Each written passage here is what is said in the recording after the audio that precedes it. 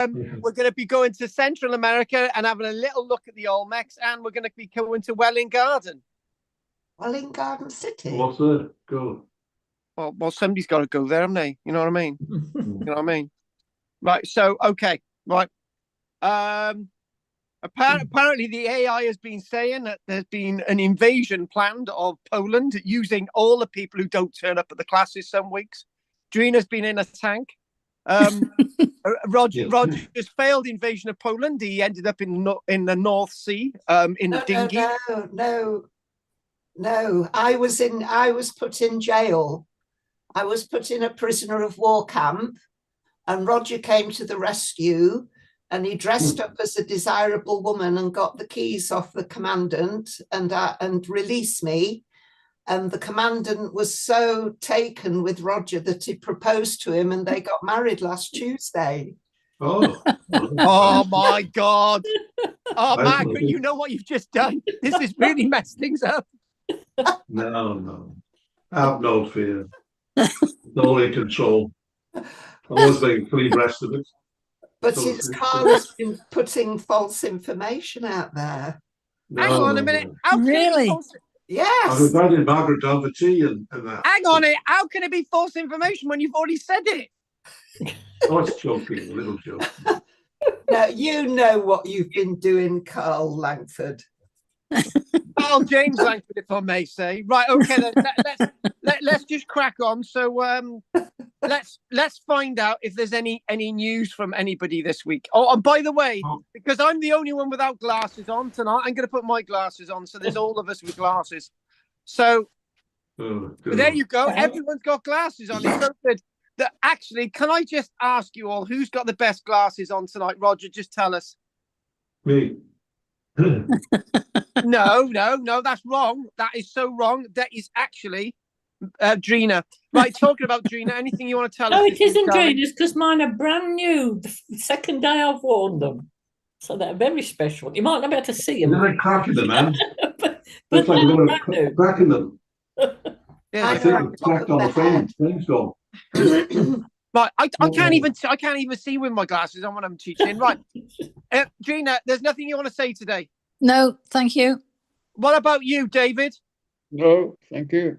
That's how you started. Right, Roger. No.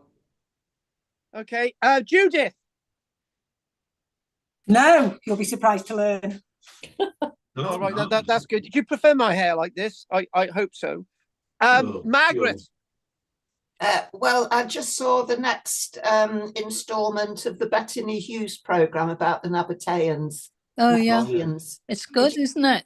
It's very I haven't good. seen it all, but what I've seen. Well, it was very relevant to what Karl has been telling us about Trajan. Yes. Because it was about Trajan and his invasion of Dacia. And also the coins that were made with Trajan on one side and the subjugation of the Nabateans on the other side. But then they went into Arabia, and there was a coin minted with Trajan on one side, and it looked like a peaceful takeover of the Nabateans. All right. I thought you said, are you talking about Arabia? You can do a peaceful takeover. Yeah, you could do a peaceful takeover of Arabia because there's no one there. Well, the Nabateans were there. Anyway, Bettany Hughes was taken up in an aeroplane. And by the Nabateans? Over the desert. Yeah. And over the Nabatean territory. Yeah. They could see from the air that there were 3 Roman campsites. You can't see from the ground, but from the air, they're very distinct, the shape.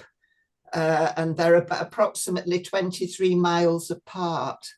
So they swooped down to the desert and went and had a look, and they only had 10 minutes to look because they were going to run out of fuel. So it was very nail-biting stuff for our Bettany. And anyway, being left alone with her in the desert. Oh my God, that's a dream. She did find where the Roman camps were, a lot of Nabatean pottery. Ah. So that's it. So they reckon it was like a peaceful takeover. Yeah, that actually really does sound good. So, where's Bethany Hughes and her leathers? She was very decorous, I think you'd say. Is that a good word? Yes. Yeah, we'll leave that one there. Yeah, that'll do. She looks like a very pleasant young lady. Mm. Well, she's older than me. Right. Rather like Drina. Exactly. Well done. Anne, anything? No, sorry. And Judith. Whatever. Judith. You've already Judith. asked me and it's still no. Right. So I to make up for last week, we won't be as long doing the class this week because last week didn't finish until 20 to 10. Even though we started roughly about 10 past 7, right? So it did go on for 2.5 hours at least. So we won't be doing that tonight at all. Oh, that's a shame. Oh, right. Hang on a minute. You can't keep holding me all the time. David's got to go to bed. Roger's got women to talk to. You know, you can't keep up all night. Mm.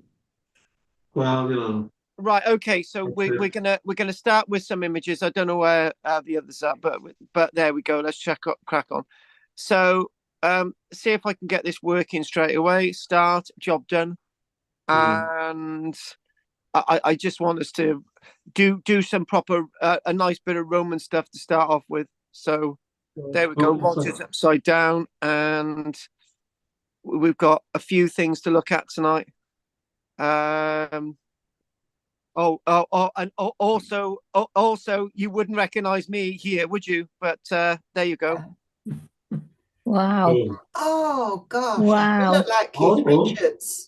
I don't look anything like Keith Richards. No way. He's like 50 years older than me. Wow. No, I don't look anything like Keith Richards. You look a very mean pirate. Yeah. But I'm sorry, I don't look anything like Keith Richards. Old and haggard. Just like him. No, I don't. It's I don't like Keith Richards. That's an amazing picture. Yeah, it is. Yes. Have you seen Downton Abbey 3 yet? I don't think it's on at our cinema yet. Oh right, okay. Are you in it? Well, I haven't actually seen it yet, have I? I thought you'd be at the premiere. What, even a block in the wood or something? Oh, I'm gonna slap you in a minute. Right, okay. Right, Roger, shut up. Right, so we haven't. One of our wonderful gang from Wednesday, he said, "Well, you've done some of the images with Pompeii. You looked at Trajan's column, and I have seen both. And have you seen these images that I took when I went to Herculaneum? And I'm very pleased in a way that when you see an image like this at Herculaneum, that the bodies are still there. They're still in the building that they were abandoned in, i.e. they abandoned themselves when the events of the 24th of August AD 79 occurred around and across the Bay of Naples. So seeing bodies like this in their last throes of life tells a very tragic story. But for me, thinking as an archaeologist that likes bones to stay in situ or the bodies to go back in location, and let's not display them in museums, and let's not have the boxes in the vaults of museums never to be seen again. I know this is tragic, but and they close these gates at night so people can't just go in there and gather a bone. I know it looks tragic, but it tells the story. You might disagree or agree with that. Now, I sort of was a bit unaware that you've got ruins like this at Herculaneum. We've got buildings that are being excavated at Pompeii that are equally in a state of this preservation, thanks to more recent excavations. But look at the purity of this that we find at Herculaneum. Now, one of the comments I would make is that they could make a little bit more of this, as they are doing with buildings of this standing at Pompeii. But it does give you a good idea to how we should understand and reconstruct the past of the Roman world across their empire. And it was interesting that we started off with a conversation with Margaret, watching Bethany Hughes on television, talking about Trajan, talking about the Nabateans, talking about that side of the world, and this brings it all together. So I've been thinking about the Roman journey that we're on, and that making comparisons, and thinking about the Olmecs tonight towards the end. Of course, the Olmecs, why are we doing that? But it sort of ties in with another civilization that is breathing and active in a similar time period as the Roman world, if not bits of the Iron Age world across the rest of the world. And trying to sort of fit these things in. One thing that's very difficult is when we do think about Rome, we think about Rome being the antithesis of everything that we know about European archaeology. We ignore China, we ignore Australia, we ignore Africa, we ignore everywhere else, including Central America. So there were different worlds, different communications of how these systems were working. The Roman world was a system. It was a very active system. And there's in fact so much that we don't really know about the Roman world.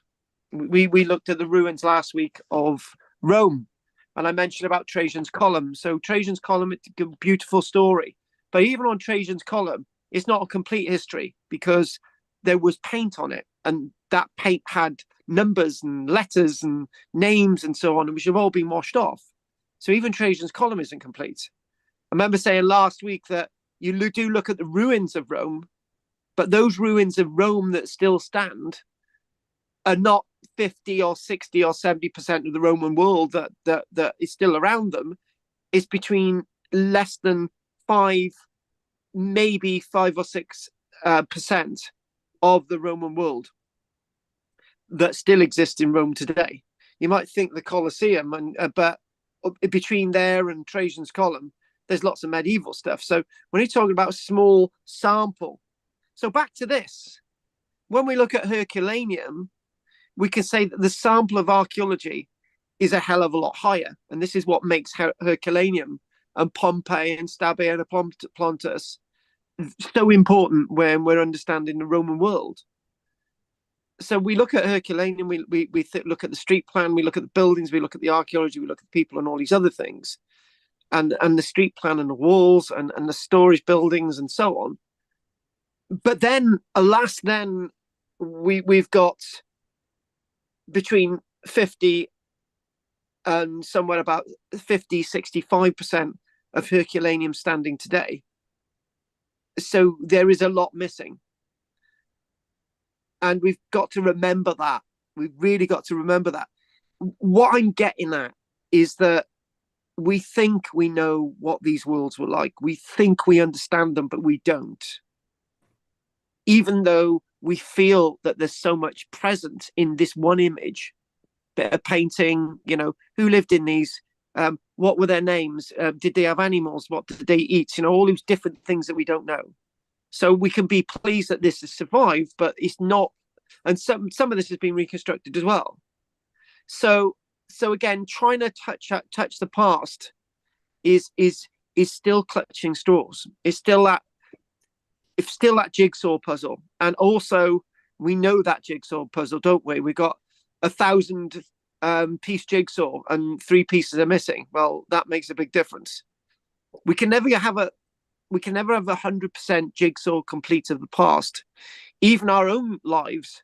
I can't remember what I've done today. I may have, for example, I may have been shooting one of my sheep. I may have done 2 columns for the local newspaper. I may have done website stuff, maybe teaching now, I may have done some acting stuff, blah, blah, blah. But I can't remember everything that I've done today. I really can't. So this is what the past is about. We must not think that we know everything, because if we think we know everything, we can't learn. We can't really understand the past. We've got to allow ourselves to be open to ideas and think and thoughts. That's one thing. This is why when I get things wrong, I say, oh, actually, I did get something wrong. And I like getting things wrong some weeks, but then some weeks when I say I've got something wrong, it turns out that I've got it right sometimes. But I can't know everything about history. So I say I've got things wrong. I can't know everything about history. So I learn things myself week in, week out. And this is why we're doing this. This is why we need to learn. And, you know, this nice sort of terracotta arrangement and this sort of face mask arrangement from Pompeii, and not Pompeii, Herculaneum. And again, this speaks about who was behind this face mask, who wore it, what were the intricate lines of this person. Was it a man? Was it a woman who wore this mask? Again, all those questions. So again, thinking about those timelines and sort of the Tim Ingold stuff, trying to work out all these sort of interspersions of the past. And in fact, when an artifact comes out the ground, it's how it is, how it's interpreted, how we feel about it, how we reconstruct the past, and where the past contextualizes into our moment. Back to this image, when again we think of Herculaneum, we look at these bodies, and we're adding to the history by allowing the bodies to be there. We're allowing ourselves to open into history by talking about these bodies. And you know, most civilizations would have just covered these things up, and you know, but we're in our modern day and age, we want to understand what's going on. We want to touch those skulls and those arms and feet and have a sense of the pain, but we can never get that. We can never really feel and understand where all this is. I thought this was a nice mosaic from Herculaneum again. And so we've got the horse there, and we've got the banding, the colorations, and so on. Now, when we look at mosaics and how mosaics are from a Herculaneum context, these are very different from the mosaics that we would understand and excavate in our own country. Ours are very colourful. Ours are very deeper in interpretation. But then again, it's who's interpreting. And the other thing as well is when you're looking at something like this from AD 74 and AD 79 and a clock stopped. Obviously, if Herculaneum and Pompeii had survived, everything that we're seeing today wouldn't exist. So because it had changed, all these interplays of what we're seeing is a snapshot of a moment in time. This mosaic is only with us today because it was hidden in Herculaneum because of the ash and the pyroclastic flows and so on. And that is sealing that moment, that day, that aspiration, all those thoughts, all those things that people dreamed of the next day were gone. And all we're doing is picking up the pictures. And again, that there is basically, this is the harbour side. So that there are all the layers of build-up. That's lava. That's all built up there. That's not rock. That's lava. So, and then we've got the storage buildings here. So all that's got to be hacked away, meters and meters and meters of material. What's under that? And there's the question as well: is what is still under this landscape? Herculaneum was a lot smaller than Pompeii.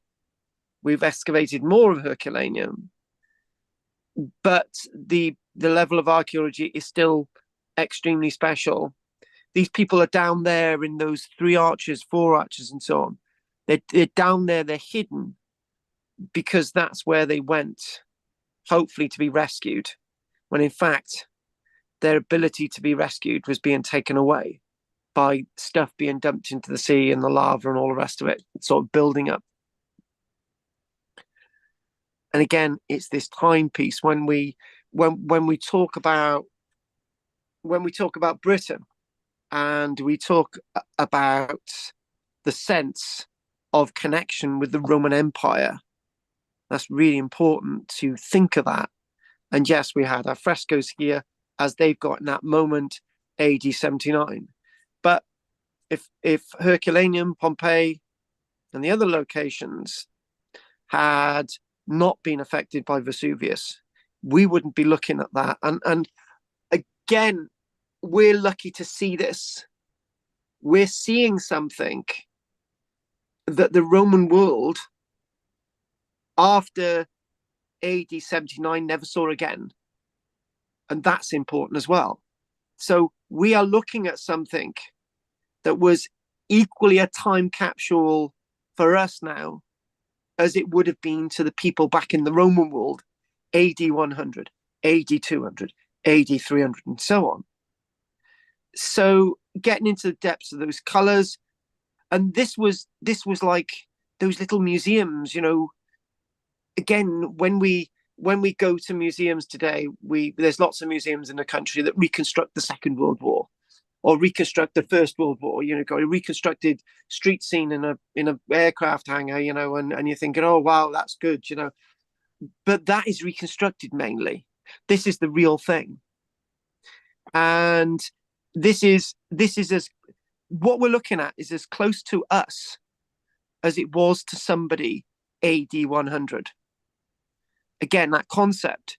This is as close to the world that we can get as the world that they can get in AD 100 or AD 200.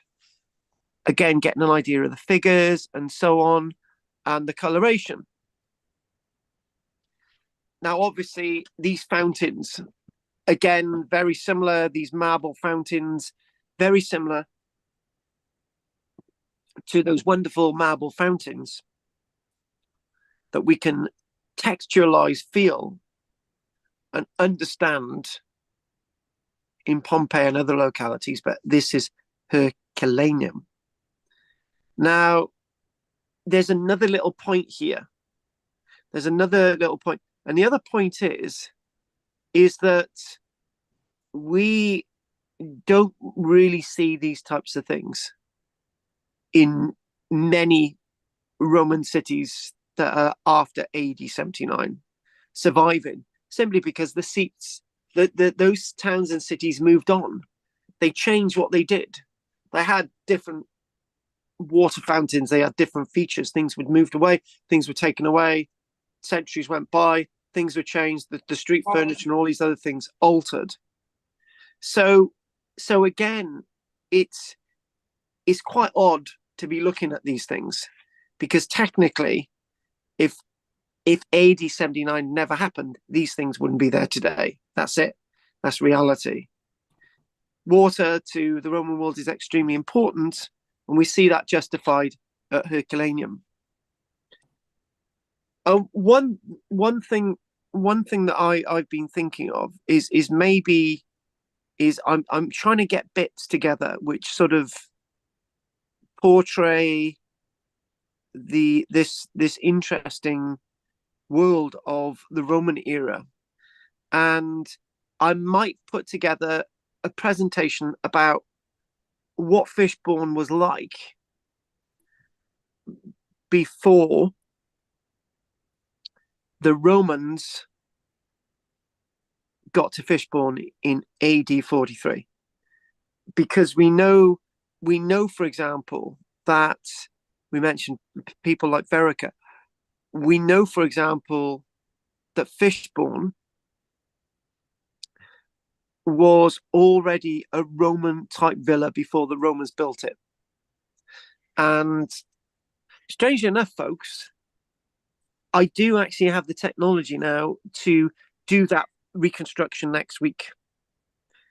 I'm not going to tell you how, but I've got a very powerful friend that's getting me these things over, and so we might be able to do a reconstruction of Fishbourne next week before the likes of the Roman building the site. Now, interesting enough, the types of the types of mosaics that they would have had at Fishbourne would have looked like this. And we know some of the later Fishbourne mosaics, from the AD 70s, AD 80s. And I know, like myself, Roger saw some of these. So the black and white ones, the monochrome ones, are usually underneath the later color ones. And there's a couple of examples of them at Fishbourne, which you can actually see the black and white stuff, which is showing below the more later ones. And there's actually some of the earlier ones actually on display as well. So this thing that we're experiencing and being very lucky to understand the past is understanding stages of the Roman world like we could never have had if we hadn't had those survivors at the likes of Pompeii and Herculaneum. Now, one thing that I would say is very important. If there is another Pompeii or Herculaneum, a smaller version, somewhere between those two localities and Vesuvius, that would be very special indeed. Because maybe the Italian government could be convinced of building an aircraft hangar before they excavate. Everything would be so wonderfully well preserved for other generations, for people 100 years, 200 years to look at, rather than us being sort of greedily treated at this minute. Seeing rooms like this, seeing it's a mixture of sort of mixture of frescoes and a mixture of mosaic. That's actually a mosaic that frieze in front. Another building at Herculaneum, sort of a fountain area, sort of getting an idea of this. Now, one thing that I would say, and I know they try to do a little bit of this with Herculaneum and Pompeii, wouldn't it be great to find another room like this, excavate it and put everything back in the room, all the artifacts as they were excavated? For me, that would be unbelievable. You could sort of have these little things supported by perspex stands and stuff to sort of get an idea what this was like. So this is a thing. It's too bare, this room. I'd love to see all the artifacts there as they were excavated. And obviously any people, what you could do, you could put the bodies back in situ and sort of cover them up with a shroud or something, give them a bit of dignity. And that would give the whole place much more. So the problem is with archaeology is that we see ruins, we don't see everything. And this is the problem with archaeology. We don't allow it to breathe as much as it should do. We do try and do that in museums. For example, we might, like Welwyn Garden, and we look at the example in the British Museum where they've reconstructed some of the artifacts they found in Welwyn Garden, sub London way. And what they've done, they've taken all the pots of a burial and put them directly in the British Museum, so you could look around the cabinet. Great, that's great. But what I'm saying is that if you've got something like this, put everything back, even the gold coins on the floor, and just see how it breathes. That's I think the next level of archaeology. We try to do it virtually, but that's something I wanted to do. But let's just see how things go. I think that's the next movement in archaeology, and maybe I've identified it now. We've seen. Oh, right, yes. So we've looked at naturally, and again, more of the archaeology. You can see that's lava and all the rest of it there. And look at these buildings. Look at that, and I just feel that there's something missing. There's the artifacts missing. The sense of this place. So what I'm saying is that archaeology shouldn't just be about ruins. It should be about what's there. And Andy's been down in southern England. He sent me a photograph of Badbury Rings, which he's been to. She said, "You lucky bugger." And Andy's also been to the likes of Maiden Castle. And this is Andy not here to defend himself. He said obviously the rings were there, the entranceway, and the Roman temple, but there wasn't much there. And I just thought, I think I know what he's talking about. You need somebody there to take you around and show you the ruins and explain it to you. And that's what's missing with the enthusiasm of lots of our sites in Britain. There's not enough made of them, and there's not enough done of them. See, when you go to something like the Tower of London, you get to with the yeomanry guards there, beefeaters, and you've got all the activities and stuff. It sort of bring history alive, and that's really, really important. Nevertheless, not knocking it, just think there were bits of lots of Britain, lots of Roman Britain was actually like this. You know, lots of brick, lots of stuff chucked in. You know, and the other thing as well is, which I will subtly say, and you can see that lots of this is brick and mortar and render. It's not stone. So there are lots of fine detail like the columns, but that's the thing. Pompeii and Herculaneum were liars. They lied to us. And the reason why they lied to us is that what we've got brickwork, and then they render, and there's like a nice stucco over it, and it's all painted white and it looks like stone, right? And then the one thing they mean by lying to us, the Romans lied to us. When things start to decay and when you excavate these sites, the plaster and render comes off the walls, and you actually see that it's just brick underneath. It's not what we would usually associate with Rome, the Roman world, where you've got all the stone everywhere, you know, these types of things. So, and you can see that. So in other words, what I'm trying to say is that this is us. This is our history. It's not as grand, it's not as rich and opulent everywhere as we think.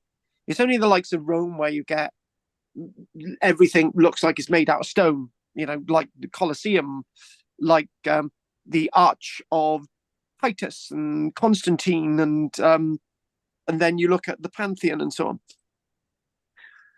So this is more like us. This is more connected to us. This is more of an association with who we are, where we've got ground floor, first floor, you know. And again, I'm loving that sort of. We've got nothing like that surviving in Britain. And look at that there. Look at the paint there. Just diving into there. And I'm pleased that Henry took these images. And I'm not going to criticize these images at all. But you know what? I really wish you'd have zoomed in on that detail there. But again, we've got this, and we're seeing how things come together. And when you're looking at something like this, it almost reminds me of Bolsover Castle. I don't know if any of you have ever been to Bolsover Castle.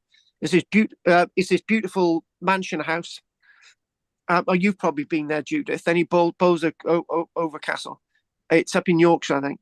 And I went there, and it's all the brick and stonework there, with the render and all the rest peeling off, and because there was a great fire there 100 odd years ago, and you've got this beautiful house, and it's all ruins, and it's like a shadow of what it was. That's what this reminds me of. It really does.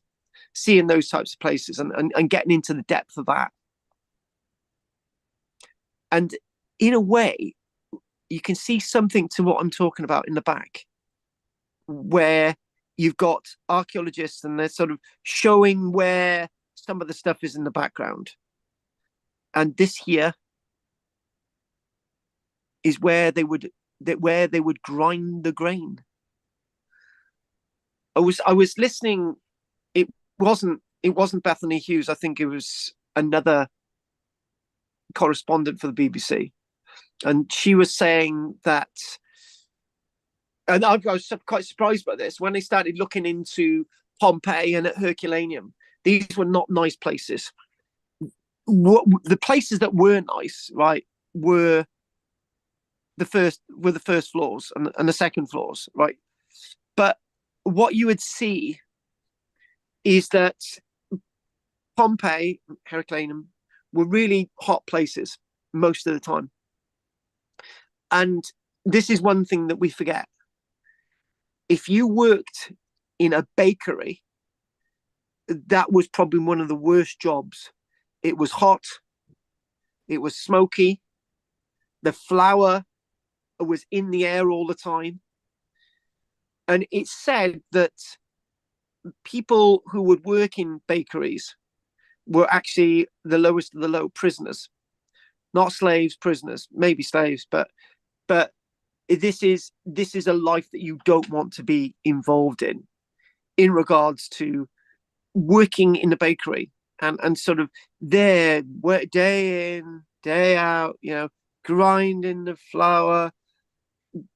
Even a baker wouldn't want to be here, but obviously you need somebody professional to bake bread.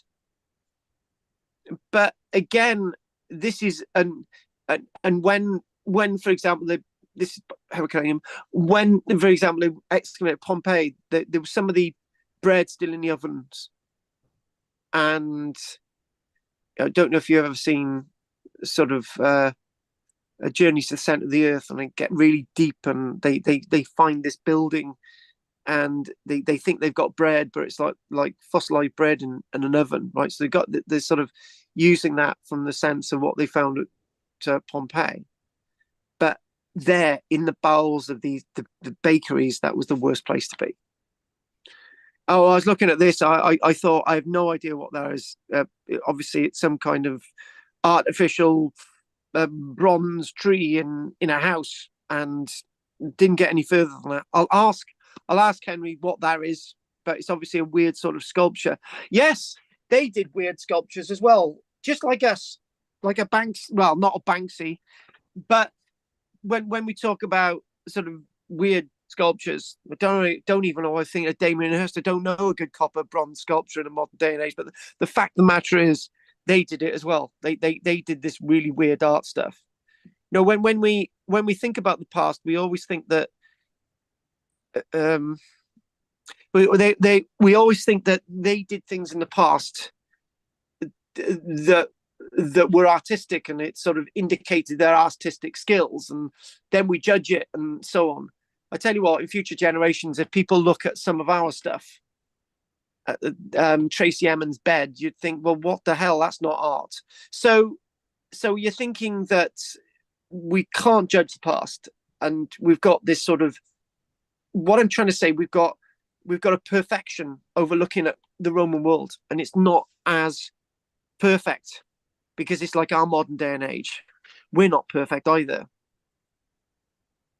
So again, looking at these wonderful marble fountains, these marble places that would give you sort of a lick of water, or the likes of the donkey going through the street.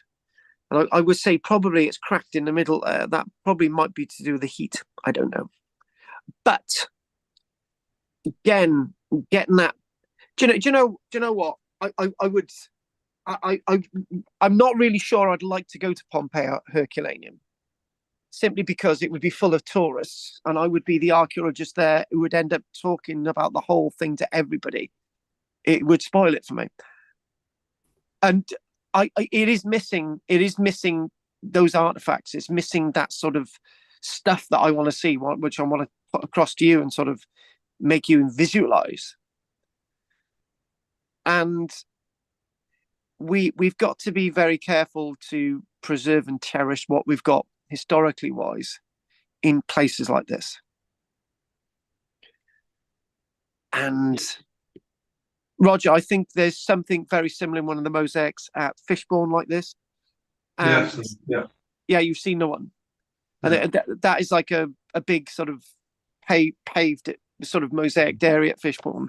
And that's a very early mosaic that you're able to see. I think it may have, when they found it, it may have been rendered over or something, and then they took that off and they displayed it. Yeah, good. But again, it's beautiful that you've got this sort of, got this arrangement and how it swings and how it sort of interchanges with sort of individual features, sort of like a trident there and And what you've got Mhm. is you've I got. wonder with this, Go on, Roger. how the Roger, Romans you go on. cut up the tesserae. So that, Rog? We could do it now. The tesserae, how they cut them to make the little cubes. You know, we could do it now and steal this and that and the other, whether it was the same then or what. So how they from the rock to the eventually the flat pieces from which they get the cubes. Well, now they did it with what tools? Was it the same as we do now, or what? Quite an intricate thing to cut slabs from the rocks to start with, and then to have flat pieces to take cubes from. Do you know what the way I'm going to answer that, Roger? It's the same thing. It's the same way my dad would have done it 40 years ago. Sometimes, Roger, we seem to forget that 40, 50 years ago, lots of people working, tiling rooms and stuff had rudimentary equipment. They didn't have the sanders or the grinders that we've got today. No. So in other words, Roger, the answer is there. It's just that we've just got incredibly lazy. We really have, because I've got the other day I've got a 200-year-old military metal container for and I just thought, right, I put the app on my the application on my grinder and polished it all up. I thought, oh wow, it was really good. And I thought, why didn't you use sandpaper? And I just thought, that's because I didn't have time, so I sanded it all up, right? So the point is, I'm trying to say is that I can remember, for example, my dad going into a place in Barry called Burt King's, and there would be glass there, and my dad would go in there. He would just, right, I want a bit of glass. He would go in there. He would cut the glass himself, right, and the glass would never break. And you do this and a little bit of a tap, and you've got the glass and whatever. Yeah, so easy. So these people were able to do it. They were able to make this stone. You've got marble. You've got probably a very darker, maybe similar there, but again, it's technology that is something that we cheat with today, Roger. But those are very small tessellated pieces. They really are. And it's just fitting in. And also, Roger, you forget about one detail. The detail is the layers that this is set in. So you've obviously, the process is you've obviously got to get a flat layer. Then you've got a heavy aggregate mix of mortar, and then you've got another sort of rough, sort of sandy mortar mix, and then you've got a finer mix, and then on top of that, when that's still wet, you're going to fit in these pieces. Yes. So there's all these processes, and then back to that, Roger, you're having to cut these. Obviously, they got iron tools. They're going to have iron stone splitting tools. They're going to be able to do all that.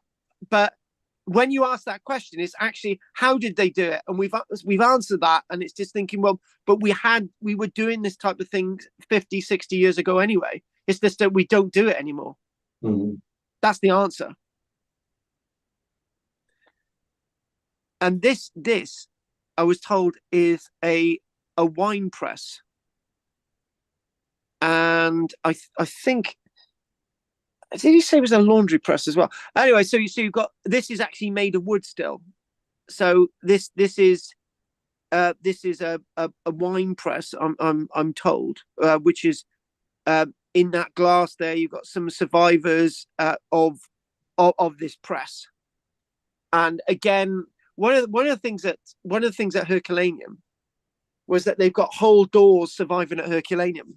So what happened is when you've got the lava coming down, it's almost as if it's scorching the outside of the walls, and because there's a lack of oxygen, and then all the ash comes down and it seals it up before it sort of completely combusts. And then you've got sort of carbonized walls and carbonized presses and carbonized all sorts of things at Herculaneum. That's surviving. And yeah, we do seem to forget that although these localities are really, really well preserved, one thing that we're solely missing is lots of the organic stuff, which again is more of the picture.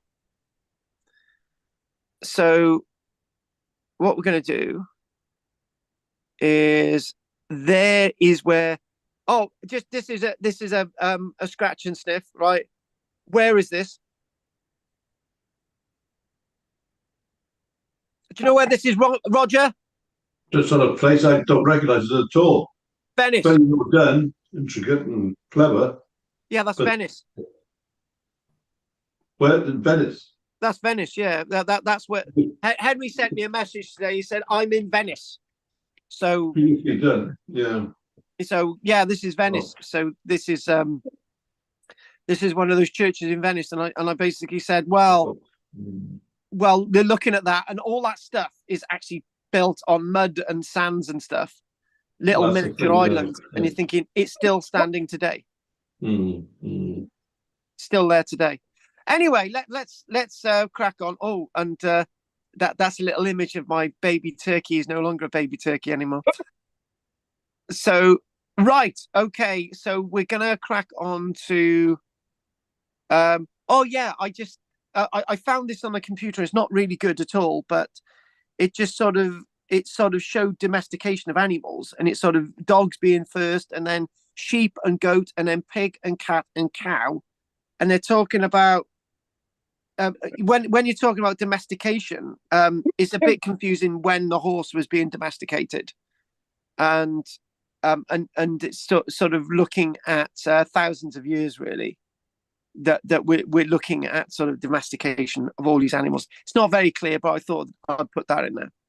Right, so there we go. Doesn't that look brilliant? With me as a pirate again. There you go. What? Oh, there you go, Roger. Isn't that great? My big nose. Oh. So I wanted to do this today. I thought actually Welwyn Garden. So we're back to Britain. What's that stuff on the bottom? It looks like alpha or something. There's human remains. That's ash. Oh. And these are actually gaming pieces. So when I should have said Roger. So I should have said this is a catch me out question, but it doesn't matter what you say. But let's just see if you were excavating this, what period is this? What when I read this? Yeah, when is this? When? Yeah, when what period is this burial? Oh, I don't know. Therefore, I could be quite old. Whether it's deep BC, I don't know. Yeah, it is BC, and the thing is, this is at Welwyn Garden, right? So what we've got? Oh, it's Roman.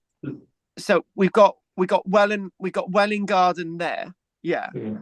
And the interesting thing about this Welwyn Garden site is that they excavated. I'm told that they excavated this in a single day. The developer said, right, take it all out the ground, and you can imagine it's like this was a day excavation basically. So it's amazing, and this is classed as the Britain's most viewed cremation burial, and that is actually in the British Museum. And immediately what you can see is stuff there that is not British. There are British objects there, but the things that stand out, the amphora, they're not British. However, the point that we made last week on Trajan's column is that the Romans actually stored oil, they stored sorghum, they wine, they actually stored these things in wooden barrels, right? So when when we think, for example, what did these people drink? How did they store things? They didn't just store them in the amphora. And again, that's another part of the picture. So say, for example, you've got a wooden barrel and you bury a wooden barrel in the ground with somebody who's passed away. All that's going to be left of that wooden barrel is an iron, is 3 bits of iron banding, right? And the rest of the barrel is going to be gone. And iron doesn't really preserve well in a British context. In this example, what you've got is an amphora, a load of amphora, and you've got all of these themselves are a mixture of items from Britain, items from France, these playing pieces, which we'll look at in a little bit of detail as we go through. But again, this is a burial in a British context, well before the Roman era ever came to Britain big time, well before the likes of Julius Caesar at Welwyn Garden. And when you think about Welwyn Garden, it's not exactly on the coast. So it bids the question again, if the Romans had never ever invaded Britain, would we have developed that way anyway? And that's the big question. We see this by looking at something like this from Welwyn Garden. And I'm actually surprised to be looking at this because the Welwyn Garden city grave on display in the British Museum, and I'm absolutely convinced that when I went to the British Museum back in 1986, that I saw this and nothing's changed, which is fine. But this is what I was talking about when we're looking at archaeology in the ground, looking at archaeology on sites. So what they've done, they basically said, look, we're going to display this so that everybody sees this. So visit the British Museum and you can witness Britain's most viewed cremational burial. So there it is, Roger, contemporary ash scattering there. But when you think about that, today, in a modern setting, you see the sense of cremated remains being very important. Except what we do, we scatter those ashes at beauty spots and archaeological sites. Yeah. And oh God, Roger, I got to tell you the story, right? I went with a certain young lady to Tinkinswood burial chamber. And she said, I've got these cremated remains that I've had with me for like 10 years. And she said, I think it's time that we let these cremated remains go. Right. So we're at Tinkinswood burial chamber. And she said, the guy whose ashes these were, this was one of his favorite spots. We didn't check the wind, did we? Right. So we're standing in the front of the burial chamber thinking that we're going to chuck the ashes in front, right? And the wind pops up, and as we're chucking the ashes, they go all over the burial chamber, inside the burial chamber, all over the thing, right? And and it got me thinking that in future generations, if any of those ashes have got any a semblance of any bone or anything, they're going to obviously think that is actually from a prehistoric age. Just scatter it low to the ground, just on the ground, really, shouldn't it? Yeah. Kensington does not know in this country. Yeah. So meanwhile, archaeologically derived human remains, including those resulting from prehistoric and early historic cremation practices, are widely displayed in many museums. Those pots seem well formed. Go on, Roger. The pots seem well made. Yeah, they are extremely well made. Great collection, and that one in the front of the small one, to make that takes a bit of skill. Yes, because it was only later on they spun these things, the Romans, that they just made them up. So it's clever. So this is one of the things. This is well before. Well, this is well before AD 43, about 100 years before AD 43. This is slightly before the likes of Julius Caesar. Yeah. So one of the things is that we're only thinking about the wheel in this country. So most of the artifacts there actually from the continent.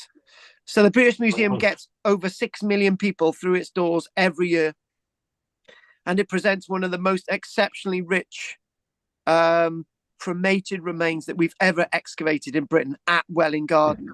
So unquestionably, the display of the wealthy late Iron Age cremation burial excavated in 1965 at Welwyn Garden City, Hertfordshire, is unquestionably the most viewed cremational burial in Britain, quite possibly in the world. It also tells us of an important stage in the island's history, and that stage in the island's history is the debate over we are British people, but there's these people on the continent now. They're called the Romans, and they are slowly taking over. Are we next? But we like what they're doing. So, in a way, this is like the tights and sort of a nylon tight invasion of the Second World War with the Yanks. You know, they're bringing nylon tights. You know, they're starting to bring their music over. They're bringing their big bands over. You know, they're sort of bringing that influence, and we want that. You know, we want that. We want Coca-Cola. We want Father Christmas being read. You know, we want all these things. And shaking their head no, saying we don't want any of this. But the point is that this is an unquestionably important moment of British history, where people are starting to have that debate with themselves. Are they going to go the one way, or are they going to go another, right? And this very sort of plaque here, all right, tells you of the contents. So obviously these big ones here are amphora, which is clearly there, and so you know they're there. And what we've got is we've got bronze. If we go back to the other image, these are bronze dishes at the bottom here, and you know what we've obviously got is some very, very special objects indeed, like that silver cup. We got a really nice silver cup that's come from the continent as well. People wished to be like Rome. They wished to sort of take these things on board. And what we've got evidence as well. We've got bronze fittings at the back there, indicating some wooden vessels that were actually found in there. And associated with these pieces on the ground, we know that there were wooden playing boards. No, we've got iron knife that's been found there, and there's also evidence of a straw mat, right, that we do believe was actually in here as well, alongside everything else, and obviously the loads of bits of bone there as well. So the cremated bones were, and this is the point, the cremated bones were arranged in a simple heap, and what we do have is these wonderful gaming pieces which are there, which I do actually have some really nice images of. These wonderful gaming pieces, they're absolutely beautiful. And this is one of the things when we look at burials from the Iron Age, and then when we look at the burials from the Roman era context of Britain, what we do see is lots of glass gaming pieces. And this is very important when we understand a burial like this, and look at those gaming pieces. These are so special, you know. They've come from elsewhere, you know. Not that we weren't able to produce the temperatures and the right temperatures to produce glass in this country, but we're certainly able to smelt iron. But lots of these objects are obviously from the continent, because that's some of the trading stuff that's going on. And what we do have is that we've got this plan itself. This plan itself gives an impression of how everything was organized. I know there's loads of numbers on there and stuff. However, this was found because they were putting a pipe across the site. They put a pipe trend across the site. All but 4 of the 36 vessels, they understood exactly where they came from in the ground. So you can imagine workmen are going across thinking, oh my God, what are these things? So they've removed 4 items at that point. They're thinking, right, what we've got is we've got something special. So we bring in the archaeologist. So we go back to, I think I've got a better illustration in a minute. We'll just, we'll that one there. So we're looking. Oh, this is another. This is a reconstruction. This is another one. It's not the same one. Hang on, let's go back to this. Back to that again. There. So what we've got, explaining what we've got the amphora at the back, and we've got these grey ware vessels. Now, what these themselves, lots of these could be thought of in a southern English context, or some of them have actually come over from France, because some wheel stuff was coming in at the stage, right? But most of this stuff is going to be made in Britain. For example, these ones with the necks and the arms, they're going to be imported. With the gaming pieces on the ground, we've got 24 glass gaming pieces and the silver cup and a bronze strainer as well. And they're talking about a bronze toilet implement and all these wonderful things they're actually finding.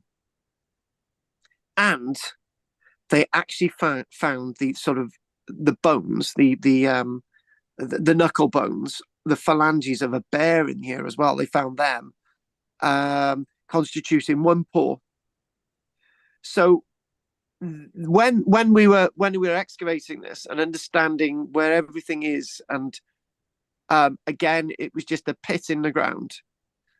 The archaeologist excavating back then, a chap by the name of Ian Stead, regarded these wealthy cremation graves and as graves of Celts impressed and enriched by their contact with Roman merchants. And that's true in 1967 as it is today.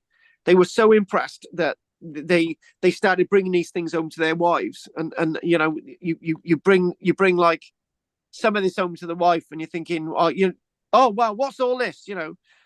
And to be buried with this as well is not just an illusion of a sense of being connected with Rome. This is stuff that's being buried with this individual that's no longer needed in the society that these people lived.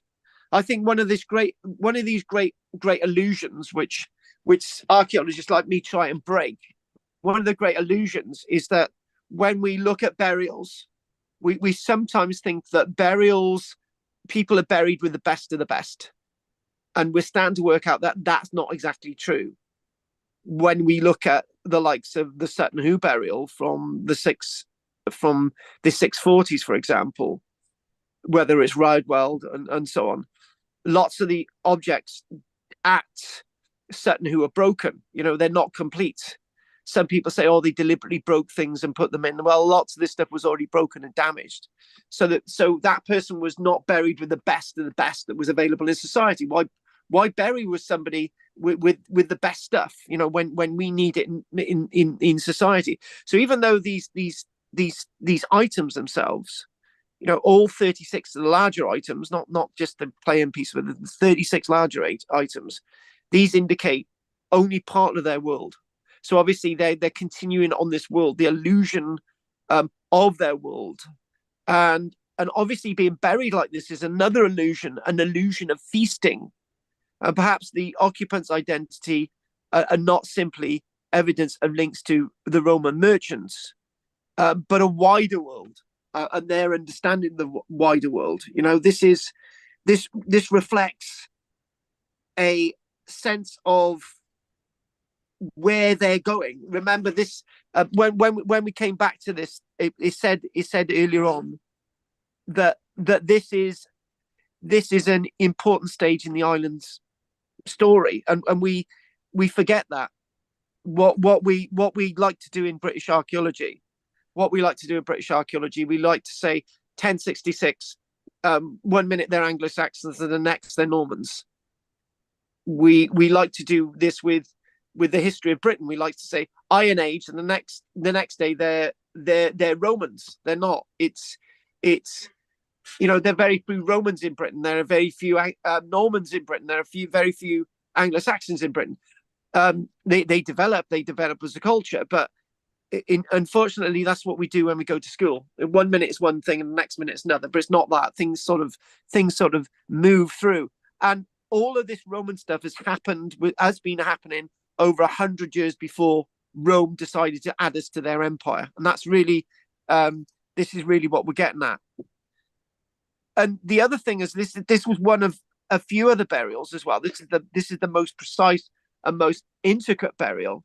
So whatever the precise scenario behind their deposition, these cremational graves reveal the survivors possessed, and the burials of these people possessed some wide-ranging social political networks, trading networks, connections, broadcasting a sense of where they're going to go next, where society's going to go next, what they're doing with these things, where they're seeing these things. And it says this sort of cremation, where is this, sort of, it's there probably maybe a little bit after the Julius Caesar thing, or a little bit before somewhere, maybe 60 BC, maybe 50 BC, maybe 40 BC, somewhere like that.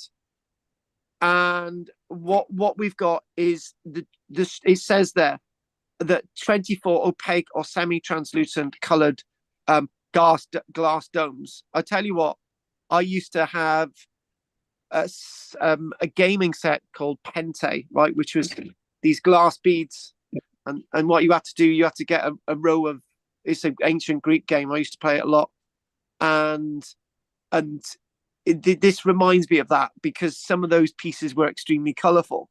And it's not all about playing chess. There's so many different games out there that people played. And again, this is another thing, getting a connection with a game or something that other people are playing, right? There's evidence that we've played board games in Britain for thousands of years, but whatever game they're playing with these wonderful things, these look like those little nice thought and chocolate colorful things that you might get, but they're not. You're going to break your teeth on these. But so whatever the price scenario, the emphasis that we see on these gaming pieces, the sense of feasting, and the sense of connection with what we've got here is again, this is the emphasis on feasting and gaming. The transformation of the dead is clear. So the idea that death shown in these burials is either how these people felt about death, or how they've been influenced about death, and how they should be buried, and how the dead should be treated. And is this a sense of taking with you your new identity? One, is this a sense of taking a sense of going into the afterlife with a new identity? Remember, all of these things that you're being buried with are a sense of identity. By taking them with you, are you wishing to say, I want to go with the new Roman world because I've been buried with these objects? I want to feast. I want to go in the afterlife. Why can't you just be buried with the stuff that generations have used, generation after generation? Why bring in this Roman stuff? Why bring in the stuff from the Mediterranean? Why are you doing it? These are the questions that we've got to ask. These are very deep questions. For example, I'm reminded today that there was a famous violin player. He insisted he was being buried with his violin. That's what he was. He was a violinist. Yeah. I buried my grandmother when we had the cremation. I insisted that I put a book in with her, right? One of my books, to say, look, Dan, you can read this with you in the afterlife. Here's one of my books. We chucked that in a little sort of cremational box. It was, and we buried it and stuff. And so it was, what are these things saying? And it's not just about all this has been about today. It's not about the buildings. It's not about the artifacts. It's about what they meant, where this puts people in the complex process of living and death. We've done living and death at the same time today. So in the British Museum, the grave, therefore, is an unprecedented potential for exploring what was going on, the societal context of the Iron Age prior to the Roman Age. But were we already in the Roman Age in Britain? And that's the point. Is this what our Roman Age was like? Is this how we see the Roman Age? There's some other little bits. I'm just going to check the time. It's 8:20. I think we'll have a break now. There's some other little bits that I want to add in. And the word opidium and the word opidia, right, which we've mentioned a few times, is really important that we crack that one today. And that's what we're going to do. So being buried like this, and we've got all these to sort of look at after the break, and we go to the Olmecs and stuff. And so again, this sort of reconstruction, this sort of understanding, and who this and what is this about. So what I might do, there's a little bit more. I might sort of have a little bit of discussion now, and I might just leave this image here, and I might come back to it after the break. That'd be best, because I might rush that process. That's what we're going to do. So let's just go back to it, and okay, stop sharing. And right, we've got two people in the very dark world of where David is today. So and by the way, most of you should have had your realistic pillar by now. If not, some of you are on the way. Margaret, I can't be bothered sending you one. Right, David, anything you want to say? No, thank you. Right, Drina, have you had your realistic pillar? I have, yes. Yeah. You're special, Drina. That's why you've had it first. Yeah, special needs. I know. Oh, did I say that? Sorry. Drina, anything you want to say? No, thank you. Roger's definitely needs. I got to be honest with you. He's not special. Interesting.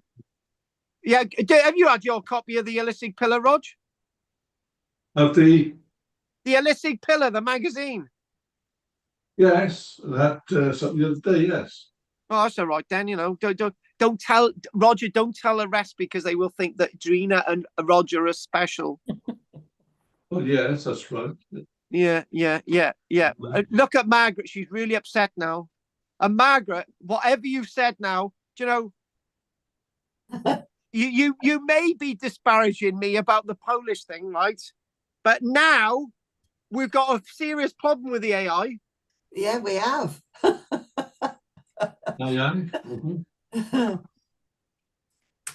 Anyway, shall I ask you something? Right, let's move on. Anne, what do you want to say? Oh. No, Anne, I've got enough problems with women as it is. No, I'm not marrying you. Next. I've got a few things I've jotted down. Hang on a minute. We've got to do Margaret first. You interrupted her, Margaret. You said no. I thought you asked me. That's all no, right. I can't be asked, Margaret. Go on. I can wait. Go on, Margaret. Well, unfortunately, I missed a lot of the Welling Garden bit because my daughter phoned up. But I know. I'll ring you back later, love. I'm on a course. I know, but I just heard you mention Julius Caesar a couple of times. And I thought, that was yes, you did. You mentioned Julius Caesar. And I thought, well, that was 100 years before AD 43. Yes. Are you saying that they found these artifacts after the Julius Caesar? Well, it's probably 10 years before or 10 years after, but the fact of the matter is it's around 100 years before the Claudian invasion. Okay. And you're just thinking that there's a little bit more after the break about this, actually, but sometimes it's like the suffocating nature of being held by everything that we've been taught at school. So say for an example of this is that we look at sort of Waterloo and we think, well, okay, Waterloo occurred and that's it. Napoleon's beaten, nothing else happens, and there's all the diplomacy, there's all the soldiers to deal with, there's all these things. It doesn't end overnight. We like to sort of have a clean break. There's no such thing as a clean break in history. And for example, Alexander the Great dies. I think it was about 321. Alexander the Great dies. Well, some people believe that he was entombed in a lead coffin. He suffocated. He actually was entombed alive, and he had some kind of virus. But they argued over his body, and then his empire fell apart, and Ptolemy had this and all these other things. So nothing's ever a clean break. So when we're talking about Julius Caesar, we like to think, right, okay, Julius Caesar, 56, 55, 54 BC. And we think, right, that's all good and happy, and things. And then we don't really know what happened. We don't have much evidence for Julius Caesar in Britain at all. And I've said this before, if Julius Caesar didn't write about his own invasions, right, we could argue now that Julius Caesar never invaded Britain at all. They have found a few bits and pieces. We haven't got a lot. And the other thing, the stuff that we do have, right, there's more in that one burial at Welland Garden than we've got for all the evidence for the Julius Caesar invasions. There's more there than everything that we got from the Julius Caesar invasions. I've never heard of anything there before. So, I hadn't even thought about Roman merchants doing trade. So it's all about invasion and battles and everything. But apparently there were a few Del boys in there doing a bit of wheeling and dealing. I don't think I like the idea of Del boys, but I'm gonna tack you on that when they were not Del boys at all. This is a lot more than Del boys. Okay, the point is you're being buried with these artifacts. Your ashes are there. There's more than your ashes there, right? It's your family's ashes. It's a family tomb. How dare you be buried with these items from the continent? Are you turning your back on your own people because now you're identifying with these people? You're identifying with this Roman world, but you're quite happy to be identified with the Roman world because you're being buried with this stuff. It's not just being tossed into the ground. Society is accepting that Rome is on its way. Society is accepting that you and the society that is burying you are now looking towards Rome and is now looking towards this new trading elite, this new trading way. So backdoor, we're already signed into it 100 years before the likes of Claudius. Have they found any more pre-43 invasion artifacts in other places in Britain or just there? No, we do get them in lots of localities. Oh, okay. We do find them. In places like Cornwall, we find them in places in Kent. There is one point. There's a really, and obviously Fishbourne and Caliver Atterbarton, which we'll mention today as well. But there's another problem with your question, right? Most of the places that would have had these artifacts have been totally trashed. So say, for example, they've been built upon, all that archaeology, like Canterbury, all that's been mucked around with. It's layers after layers, it's all over the shop, right? So we can't say one or another. One point is there was, I was sent out to a garden in Abergavenny once, and somebody said, oh, we've got all these late Roman coins found in the garden from the likes of Arcadius and the likes of Honorius. So that puts it in around in 420 AD 420, and we got and it turned out that we found out from a neighbor that these artifacts had been collected by somebody. They gave the artifacts to their son in the garden, and 50 years ago they'd been lost, but then they become archaeology. So that's all being misinterpreted and damaging the flow of what we can understand about the real archaeology. So there's a danger there. There's also a danger of interpreting that Julius Caesar is the be-all and end-all of a Roman invasion. What about Caligula? I'm really convinced that Caligula did actually have a proper invasion, but then he wanted to. Then when he was assassinated in AD 43, which then dragged in Claudius. He was his basically, we got a statue saying Caligula, right? That was hacked out. The work, Caligula responsible for building this aqueduct. People didn't want to know that Caligula was a great builder. People didn't want to know that Caligula built roads and the two Actually, we think it was 3 massive barges on Lake Nemi. This guy in 5 years, Caligula, created some great things, right? But they wanted rid of him, and they wanted to wipe his name off the history books. So there may have been an invasion, but would we find evidence of it? No. And the other thing as well is lots of places where we may look for this early stuff didn't exist anyway. For example, there was nothing in London at the time. It was just like it was a swamp along the River Thames. So if we're going to find early Roman Iron Age connections and people wanting to become Roman in those areas, you're not going to find it. You're going to find it in other areas. And in some of those other areas, the archaeology has been completely trashed.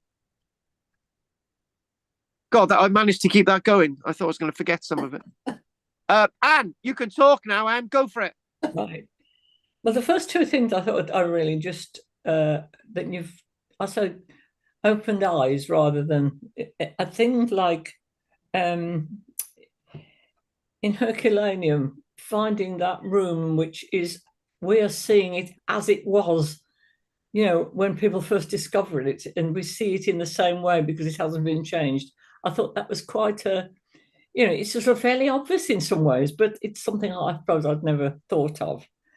And then the other one that you also covered was having the scene or that room with the artifacts in that would have been in it. So you'd walk into a room like you do with us, where it's all furnished and you see what it's like. I thought that was another thing that helped the imagination to go back to that time. So I thought that was a good thing. Now, the third thing is a question. The amphoras, they were very large. And if you imagine those full of grain or full of olive oil or full of wine, they'd be incredibly heavy. Did they have pulleys, or how did they get those into place? Well, you've got to go back to something I said to Roger earlier on. When you've got pubs, for example, you've got barrels, these really full barrels, these wooden barrels. You've got to take that off a cart. 80 years ago, you've got this big barrel full of beer, right? And then you've got to put it in a cellar. They were able to do these things. They had the equipment to do it. So, but we've forgotten those things now. We've forgotten all that. We've forgotten. The amphora, though, is a more awkward shape, isn't it, than the barrels? We see how they move barrels now, rolling them and things. And but they just seem an awkward shape. They stand on end. they work. They basically, we've got the idea that some were actually held up in baskets, and on stands. Yes. Yeah. They are very odd in shape to move. Yeah. And there's two. Do you know what I'm going to do? Right. Let's get an illustration in the break of amphoras being moved. Right.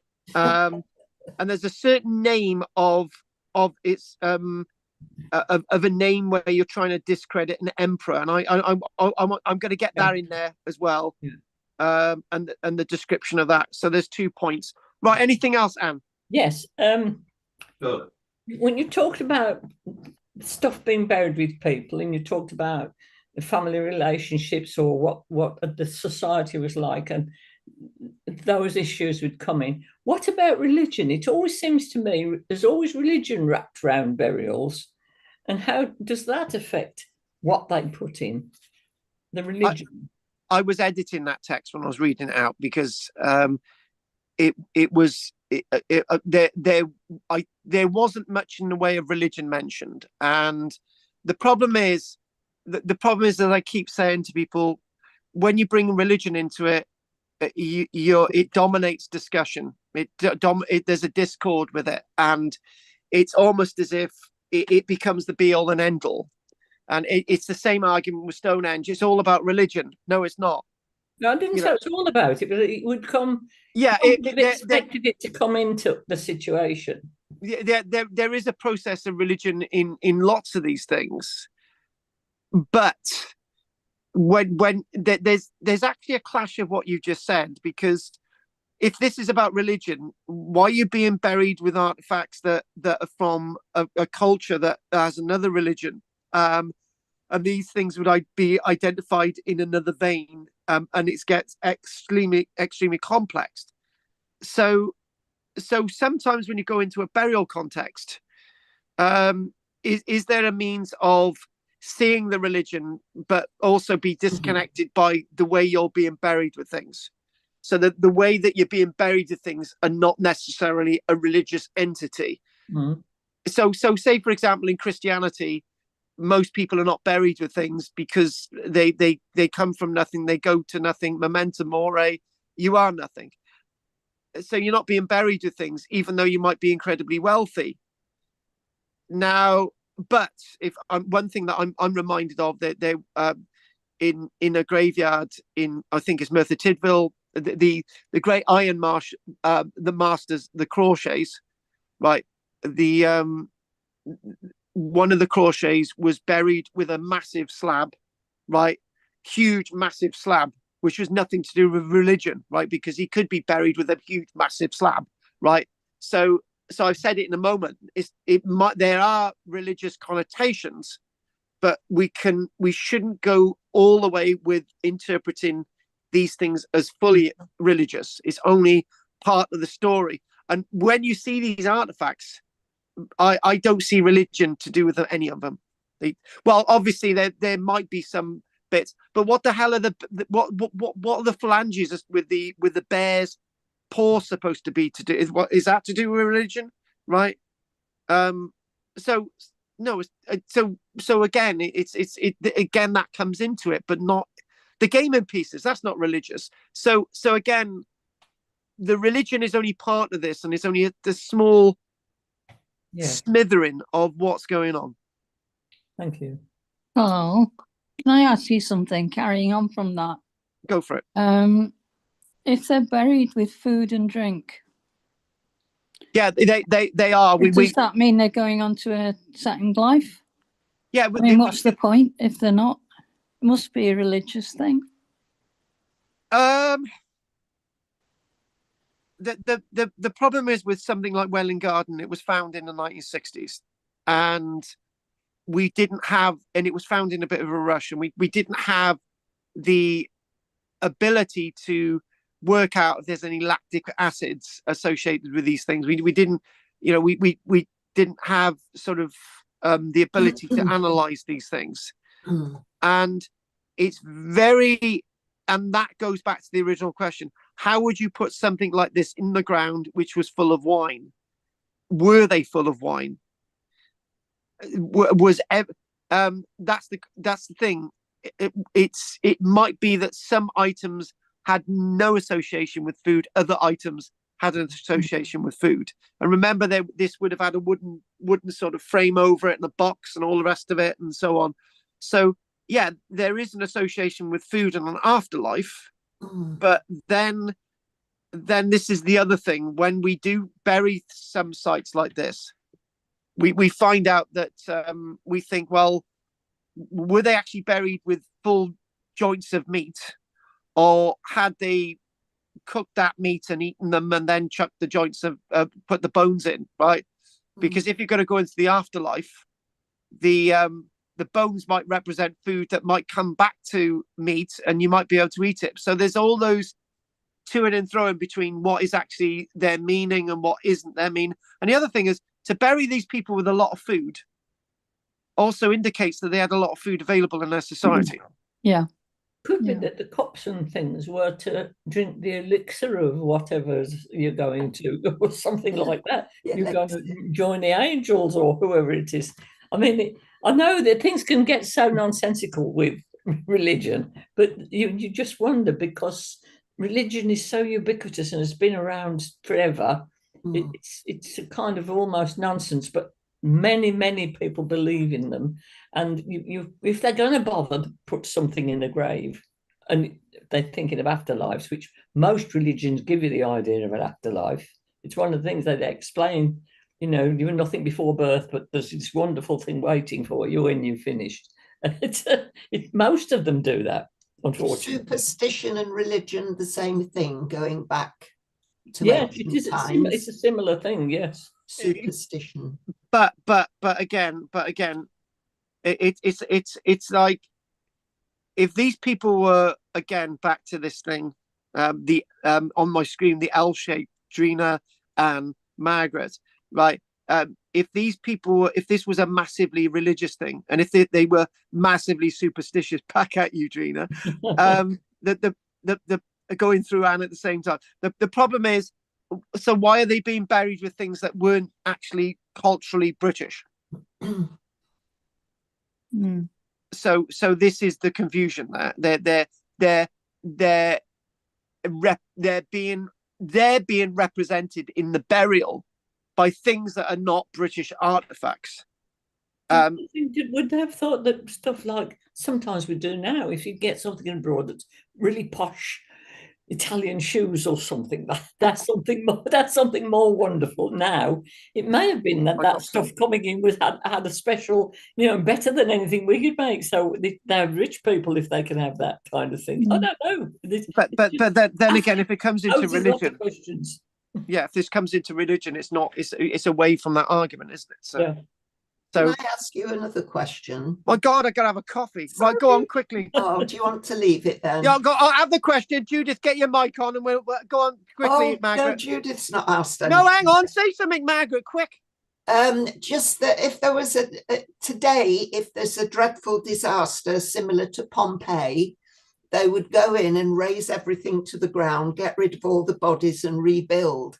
Why did they leave Herculaneum and Pompeii for 1700 years under ash? Well, oh my God, what a question! You may as well ask me if King Arthur existed. I had to put him in there, or whether I've mentioned Lloyd George tonight, which I haven't. Not the point.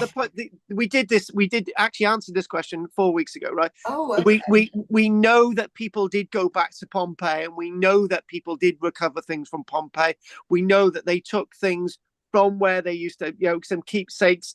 Remember that word "have," HAVE. Which small scale. That was small scale. Yeah. But what I'm saying is that was small scale. Some people lived in the top floors of the buildings at Pompeii, because the ones at Herculaneum were buried a lot deeper, right? So the point is, right? The point is, I would like to think that there would be a Del boy, who would have actually done what you have said. They would have recovered stuff at Pompeii, because one thing that occurs in my mind is that when they're excavating at Pompeii today in areas that weren't looted by the kings and queens of Naples in the 1750s, right? You don't see reports on the news of a massive stash of gold coins being found in the old bank of Pompeii. You don't hear headlines like that. You don't hear massive gold tiaras and you don't hear about any of that, right? Surely when they're excavating at Pompeii, they would come across rooms which are actually so opulently full of wealth, and they don't. That might be that lots of that was recovered back in the day. Okay. Have you ever come across this? You occasionally, a purse of gold coins was found with somebody, right? But you don't hear of vast amounts of wealth being found in Pompeii, right? It was not all taken away by the kings and queens of Naples, right? Because you're excavating areas in Pompeii that are simply areas that have not been touched, as you've said, since AD 79. So vis-a-vis that may actually answer your very question, that they did go back and recover lots of this. I tell you what, if my family was exceedingly wealthy, right, and we knew where all our money was, we would have got it out. There's no way would I have left it there. And mind you, I'm a Barry guy, so I would have gone back. and the neighbour, knowing they were wealthy. Anyway, Judith, anything you want to say? We're gonna have a break. Only very quickly. It's mafia country, isn't it? Maybe some of the mafia dons took it and distributed it amongst the, I don't know what the word is, minions. Oh, come on! You're watching The Sopranos. Hang on, they actually, weirdly enough, you talk about the mafia, but the Romans were very much mafioso type people, back in the day. They were very, very powerful families, right? And if you want to think about Sicily, right, yeah, this idea has been in Italian minds for a long, long time. Right. So anyway, we're gonna have a break now. It's 8:44. I want us to come back in 10 minutes. Okay, you've got a very short break. Okay. I'm off. See you in a minute. Oh. Oh.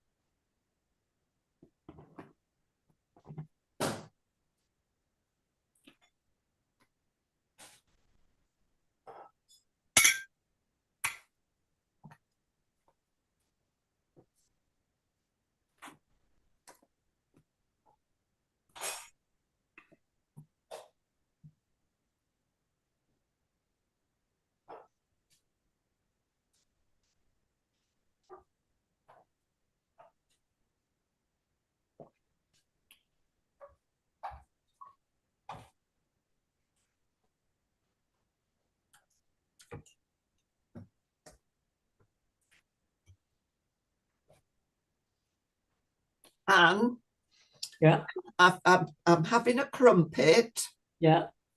Now, I've got this, my cholesterol's a little bit on the high side. Yes. So I've got this from the shop called Proactive Lowers Cholesterol in a Natural Way. It's a plant-based, it's palm oil free, 100% plant-based.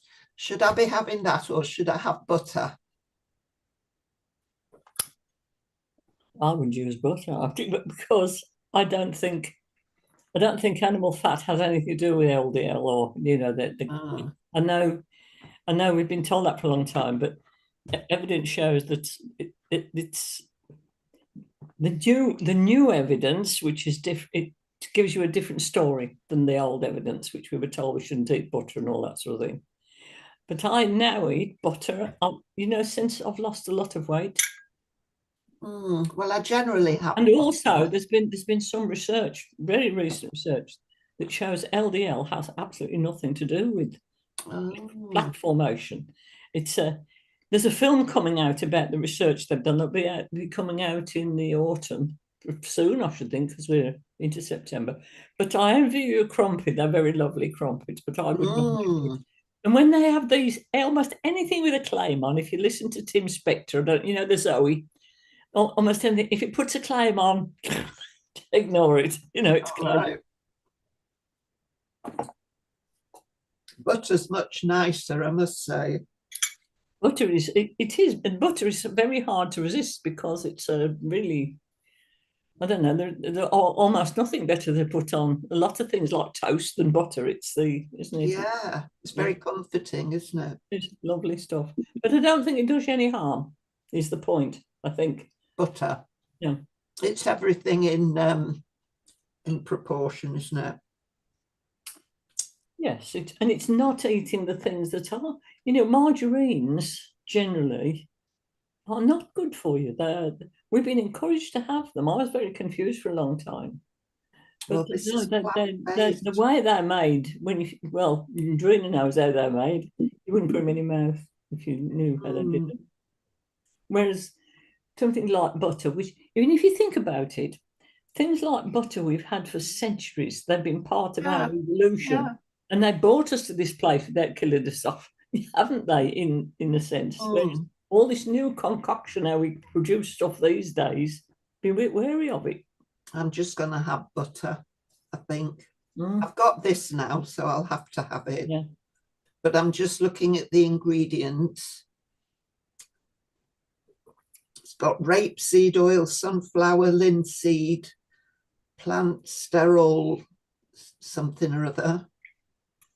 Sterols, whatever sterols are, coconut fat, salt, emulsifier. Oh dear, emulsifier. That's definitely to avoid that stuff. Yeah. Oh, is that not good? No. Not unless it's an egg. An egg is an emulsifier. Oh, but the artificial emulsifiers are definitely to avoid. And your oils, unless they're, and most of them can't be cold pressed. You can get, I think, rapeseed and sunflower, and of course olive oil. You can get those cold pressed, but others they have to extract it with chemicals, and then bleach it and dye it, and so that I wouldn't have one. I wouldn't have it in the house at all of that sort of stuff. I wish I hadn't got it now. But it kind of it was claiming something that you wanted, but I would say that lowers cholesterol in a natural way. Well, I would say it's rubbish. It's making claims that aren't true. That's the trouble. If you read the list of stuff in, another thing is a guidance against buying the wrong stuff, which these people say.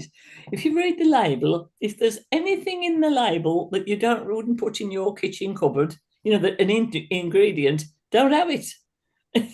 Well, you've never heard of emulsifiers, so you should. That's not suitable for pregnant or breastfeeding women. Yeah. Well, as I say, what Tim Spector says, the Zoe chap, if it's got stuff in it, it's got a long list of ingredients, and anything in it that you wouldn't have on your kitchen shelf, then don't accept it. It can reduce your overall risk of coronary heart disease. So it's making big claims, isn't it? Absolute rubbish, I'd say it was, absolute Oh, well, I was taken in, well and truly taken in. But I think most of us are at times. You read something, but it's only when you've been listening to people like Tim Spector or other nutritional advisors, especially the ones who are doing the later research. Yeah. Then you get to distrust so much of the stuff that's, and as Tim Spector says, almost everything that has this wonderful claims it's good for your health, it's usually best to go put in the bin. Because the crumpet's all right, you never get a label like that on something that's really good for your health, like a cabbage or an egg or stuff like that. You never get that. It is what it really is good for you. You don't get it. I think a crumpet's all right for you, isn't it? I would have them as a special treat. I wouldn't have them regularly. Oh, well, I bought a packet of 6. Oh, they are lovely. I do like them. I do eat stuff like that. There's nothing I don't eat, really, except the seed oils. I eat anything, but most of that kind of thing that isn't good for you, like they're not good for you. Okay. But I like them, so they're an occasional treat. Okay. And I tend to have a very healthy everything else, with the odd thing that I really like. Can I have one crumpet a day for 6 days? Yeah, so I bought a packet of 6. Other time, you just if you buy a packet, what I do is have 1 or 2 and freeze them and come back to them, do that later or something. Yeah, that keeps it so you can have them without overdoing, the stuff that you shouldn't have. But you don't have to give up everything you like. No. In order to eat healthily. No. But it is nicer with butter. Absolutely. That didn't taste the same at all.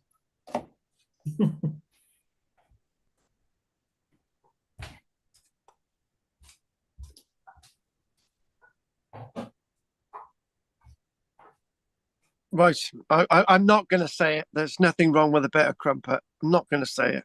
There isn't anything wrong with the crumpets. I like crumpets. I just like them a lot of the time or every day. Roger, don't start.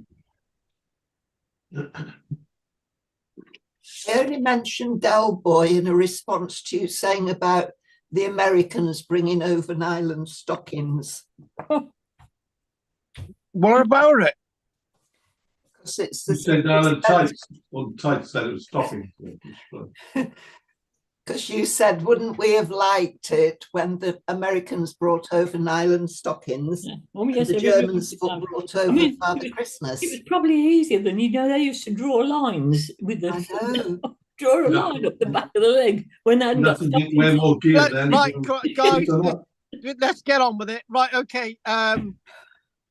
Oh yes, I've actually answered those 2 questions earlier on. So, well, one for myself. So, let's just go for it.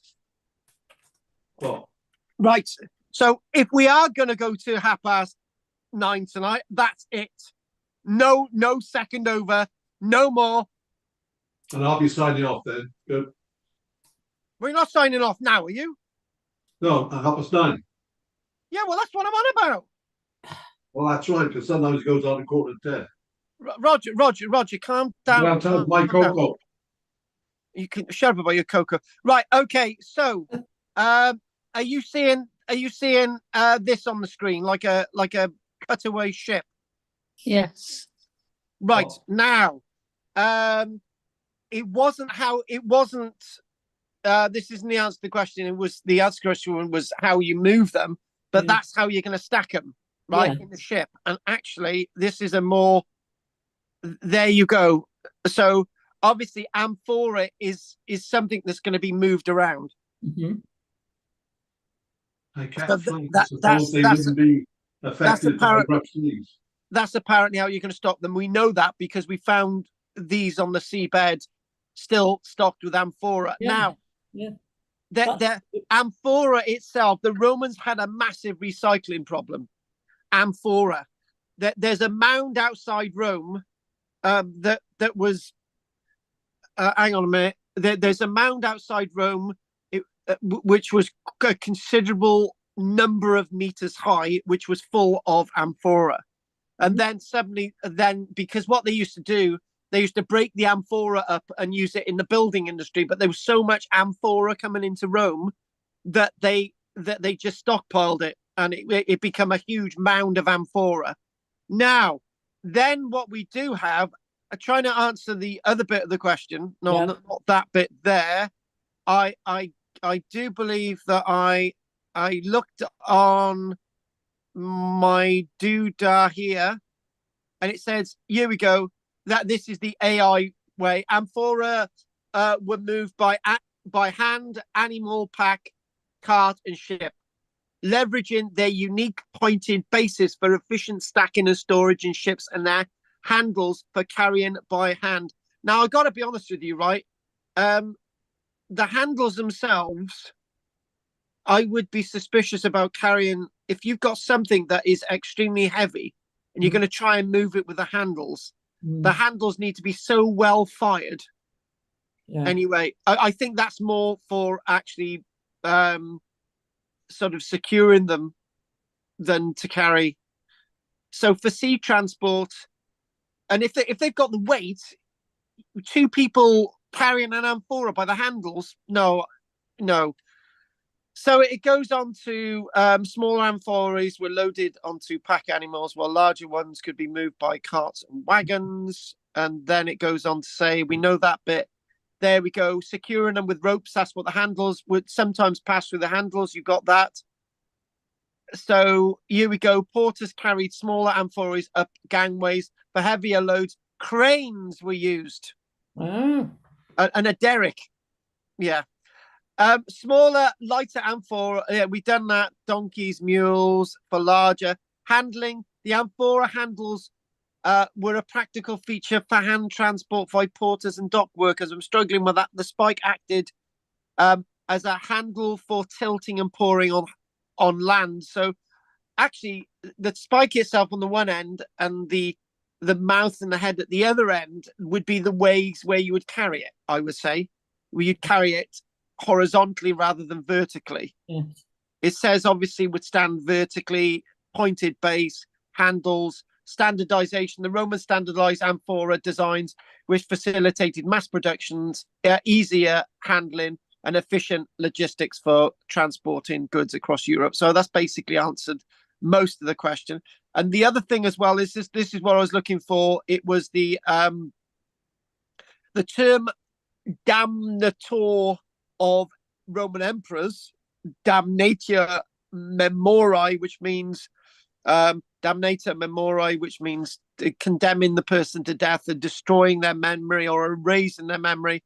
A Roman practice of condemning and erasing an emperor's memory after death due to their perceived tyranny, failure, or unpopularity. So if you're a new emperor, right, and you wanted to be popular, you would naturally destroy the memory of the other emperor. That's the idea, except in the reign from the likes of Trajan, Hadrian, Antonius Pius, and Marcus Aurelius. They didn't do that because they all were sort of related, because they all sort of were happy with the way things happened.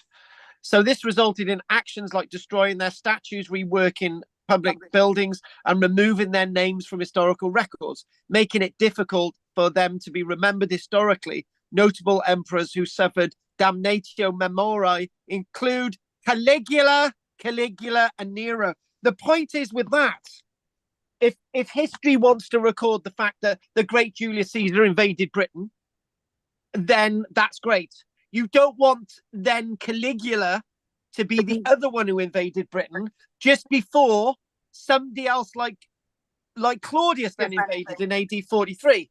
You want Claudius to be the great conqueror of Britain. You don't want anyone to think that Caligula had maybe come over here before him. So this is all part of the damnatio memoriae, and it's something that we need to remember in modern day society, because there's a lot of erasing history in modern society, even removing statues from the quayside at Bristol, I think was really wrong. But anyway, that's me. So what I want to do next is oh yeah, we didn't finish the last bit quickly. So I said there was something in the last bit. So one of the things about displaying, when we go back to the original image there, displaying the cremated remains, is that a good thing? Should we actually display something like this? Because the one thing that's missed in all of this is that we're displaying items in a museum, right, that had formerly been associated with somebody, let's say, who was dead. So those cremated remains there represent people that once were you and I. Is that right? Because we're actually displaying a burial place. We're not just displaying the remains of a human being, we're displaying the artifacts of that human being. This is really important. So this enduring significance in the context of contemporary deathways is an important thing to talk about, and it helps us try to understand about history. And it also takes us back to the Etruscans, that the Etruscans used to visit their loved ones on a regular basis. Decades, if not a few decades, has gone by. You'd visit somebody who had been there years earlier. So while we cannot gaze upon the faces of dead people via what we do is that we do see these things, and it gives a story, and it helps us offer in a stark comparison and contrast of the way we see the Iron Age and the way we see the Roman period by looking at artifacts like that. But the one thing about the comparison between the Iron Age and the Roman period is that they're both there, right? It's not looking at a Roman burial per se, Roman artifacts, Roman era burial in Britain.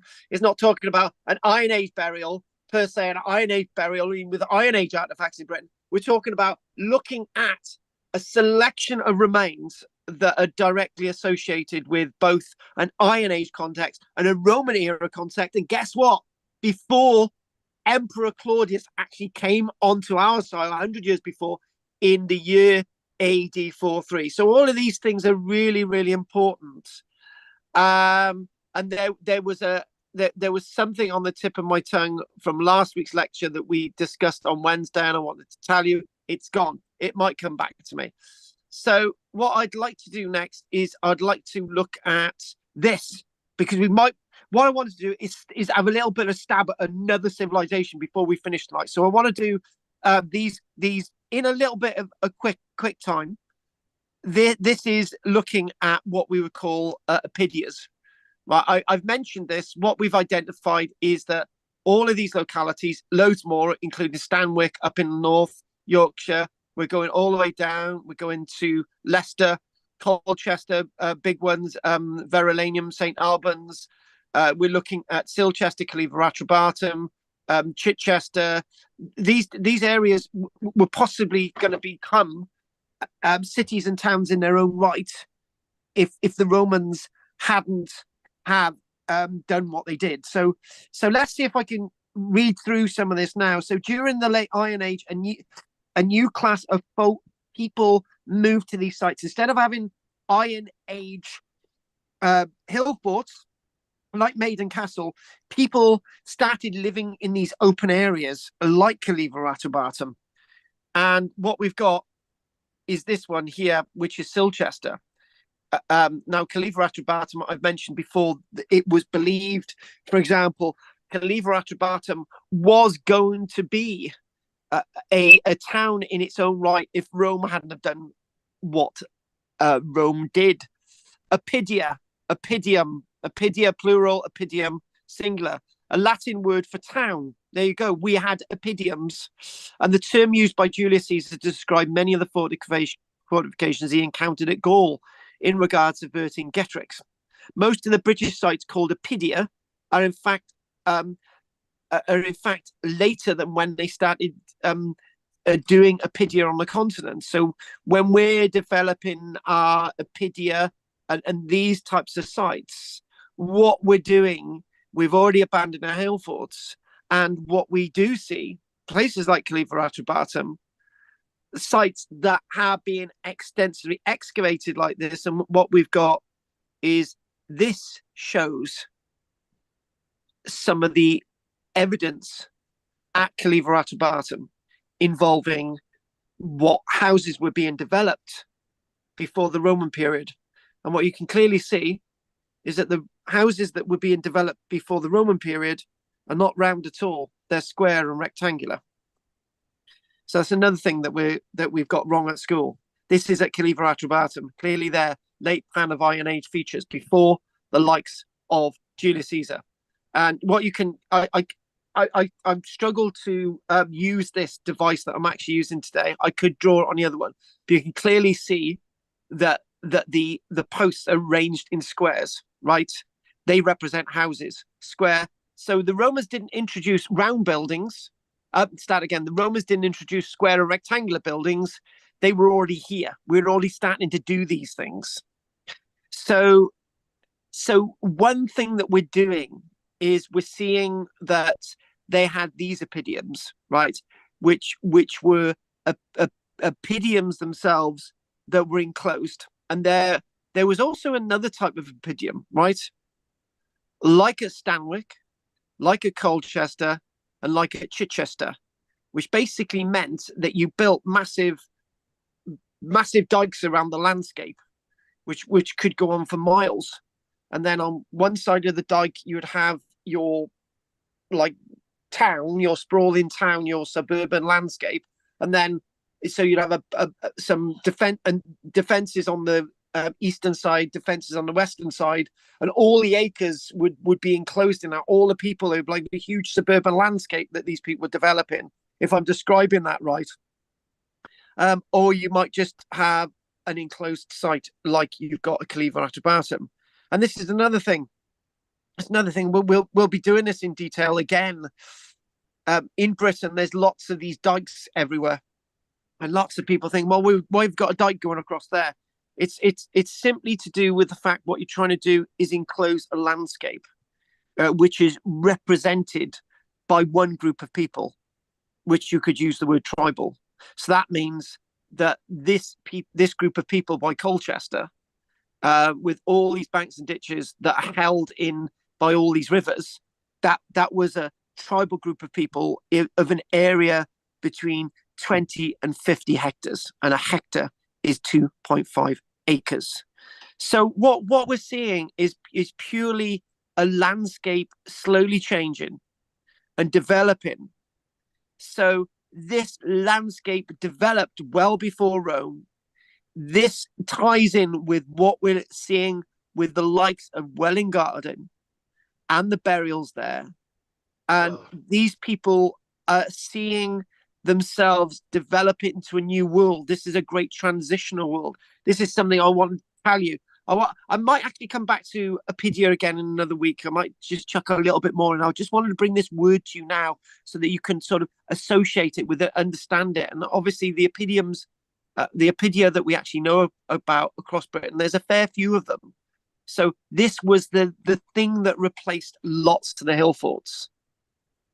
When archaeologists talk about hill forts like Ham Hill, which is on there, and we talk about Maiden Castle, which was never going to be an Opidia. Maiden Castle and Ham Hill, as places, were well abandoned before Vespasian marched across the landscape in AD 43, leaving behind Claudius to get back on his boat, get back over to the continent. So things are changing. There's a great changing time in this world. And I just wanted to bring that to you briefly tonight.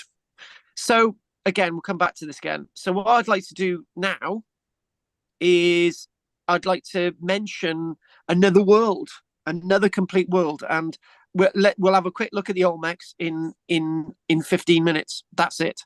So to give you an idea, I mentioned the Olmecs and the Zapotecs. And the reason why I'm mentioning the Olmecs is that secondly, they're not as brutal as later civilizations like the Aztecs in Central America. I made the remark that these earlier civilizations like the Olmecs, the Toltecs, and the Zapotecs had something about them that had the aurora that were connected with the early building people of Europe, like the Etruscans. This is why I'm mentioning it. And there they are spread. There's the Olmec homeland, and they had these sort of links. So let's try and fit these people into history. Let's try and work out who they are, and then you can do a little bit more of your own research. So early civilizations in Central America. So the likes of the Olmecs ranged from approximately 1,200 years BC into around 150 years BC. So that's what made it sort of contemporary with the Iron Age world and the up and coming Roman world in Europe.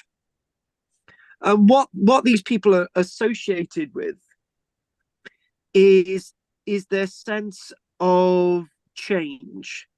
And what we have these great memorials, we have these great monuments, we've got these rulers, we've got a written history, we've got hieroglyphics, we've got writing systems, we've got calendrical calculations, we've got ritual board games, we've got towns and cities moving away from the former agricultural landscape. And what we have is towns and cities starting to grow in populations, with populations of 10,000, 16,000 people in one key area, which is seeing interesting things develop. And when we're seeing a world like this, it's almost as if we're seeing the Olmecs, and there's a little bit of a freeze of what represents their civilization. We're seeing them wishing to become involved in large building projects. These are people who also built pyramids. Basically, if you're looking back around 1,200 years BC, and then they're the height of their civilizations into like 300 years BC, right? You know, they've got these temples and so on. So the Olmecs are known chiefly from their art carved in stone, massive heads like the one in the bottom corner there. And they were able to gain control over a very rich, very damp, very tropical landscape. The Olmecs are known chiefly for what you've got with their stone heads. But we're still trying to understand this world. And guess what? We're still, even though we've got all this information, right? We're still trying to understand the Olmec world. They've got temples and so on. Lots of their sites have disappeared. We need still to find them in that tropical rainforest landscape. So there are similarities between the Etruscans, where even though we've got writing, calculations, we've got evidence left behind, there's still a lot more to learn from them. So the powerful art style of the Olmecs gives a glimpse of their religion. Now, that's another thing. Now, that's an interesting point. There's me sort of dismissing the sense of religion and connection and ritual and moving away in my lectures to try and get more of a humanity with people. What we do know that Central American civilizations, there was a massive ritualistic direction in their lives, and that is something I can't dismiss. It is there. Even when you think about the heads, even when you think about their staturally, and you think about their great temples, it's all linked. And what we've got is we see the likes of wealth, the very wealthy homeland, and these people were lost in history, like the Etruscans were lost in history. And they liked the jaguar. They like dedicated offering sites, like this offering site here, which is, I'm going to try and can I move that on the side? Hang on a minute. If I do that, I might be able to move it around. And if I do that, there we go.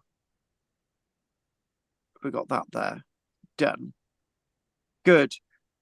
So again, we were talking about making a comparison, and we were talking about religion and how to do things religiously. Well, they had whole religious landscapes, which you can clearly see. And we saw a little bit of a head earlier on. So they got these massive carved colossal heads across this one landscape, and you've got altars, and you've got stelae stone statues. You've got various sort of benches, boxes associated with the landscape, central courtyard. So the very religious world,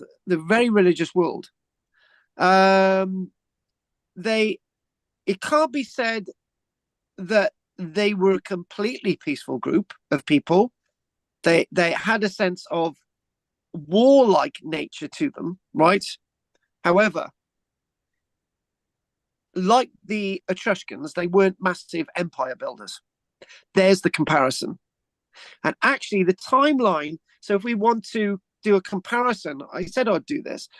The Etruscans, you're looking at 900 years BC to roughly, I think it's about 87 years BC when Roma raised them completely. The Etruscans weren't massive empire builders, nor were the Olmecs. They were very much into, they loved building their temples and stuff, but they were massively into trade. So they were a bit like the Phoenicians as well, a Central American version of the Phoenicians. Again, another world. And I think we've said this before. It seems to be about war all the time. But then I given you an example about the Etruscans. I wanted to bring you the Olmecs as well.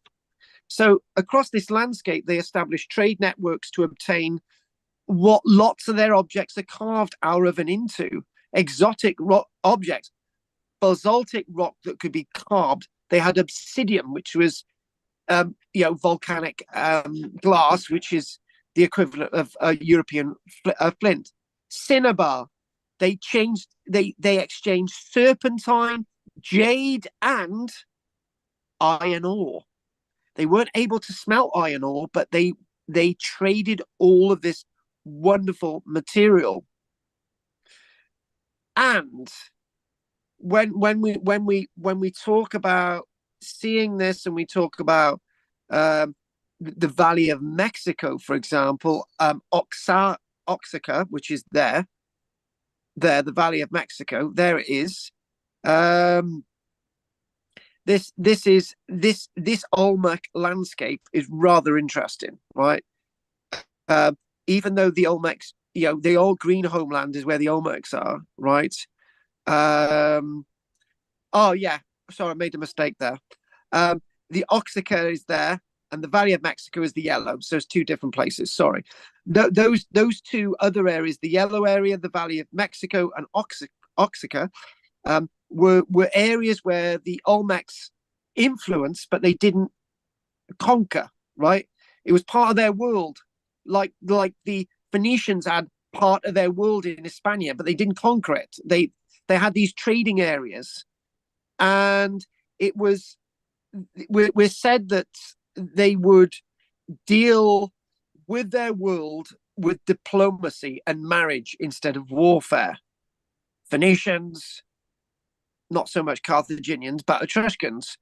And there was a lot of missionary activity and trade. You could equate that with the likes of the Spanish and the Portuguese when they get to Central America. So loving this little thing that we're looking at today. However, let's go back to this.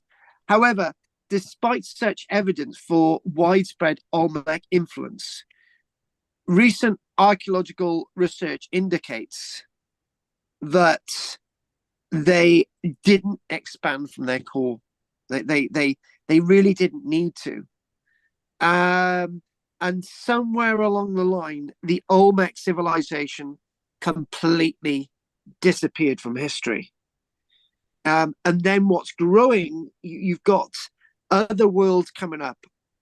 And you're thinking about where the world of the Zapotecs come in, where the world of the where the world of the Toltecs come in, and so on and so on. However, let's have a little look at this art before we actually finish. So So what we've got on the left-hand side, can't really see him clearly, but mind you, I could muck around with this. Maybe can I crop that, reset? Let's just cheat and show you the book. So there we go. So there on the A, that's a jaguar, a were-jaguar, as in a werewolf. This is a were-jaguar, a jaguar. And the eyes would have been inlaid by pyrite, and obviously, as we know, pyrite it's a sort of an iron derived type of gold, but it's fool's gold. And then what you've got sort of an interesting look at this beast. So it's sort of really really well carved. So B, there, the green thing there is actually a votive axe. It's an axe, and guess what the name for that is? It's called a celt. As we would say celt. It's a votive axe. And you know, it's really interesting that you've got a form like this, and it's made of jade, and the height itself is the length of, all in jade. The height of this is actually the length of an old ruler. And obviously I forgot to mention the bear is actually from serpentine. And then what you've got, the pottery.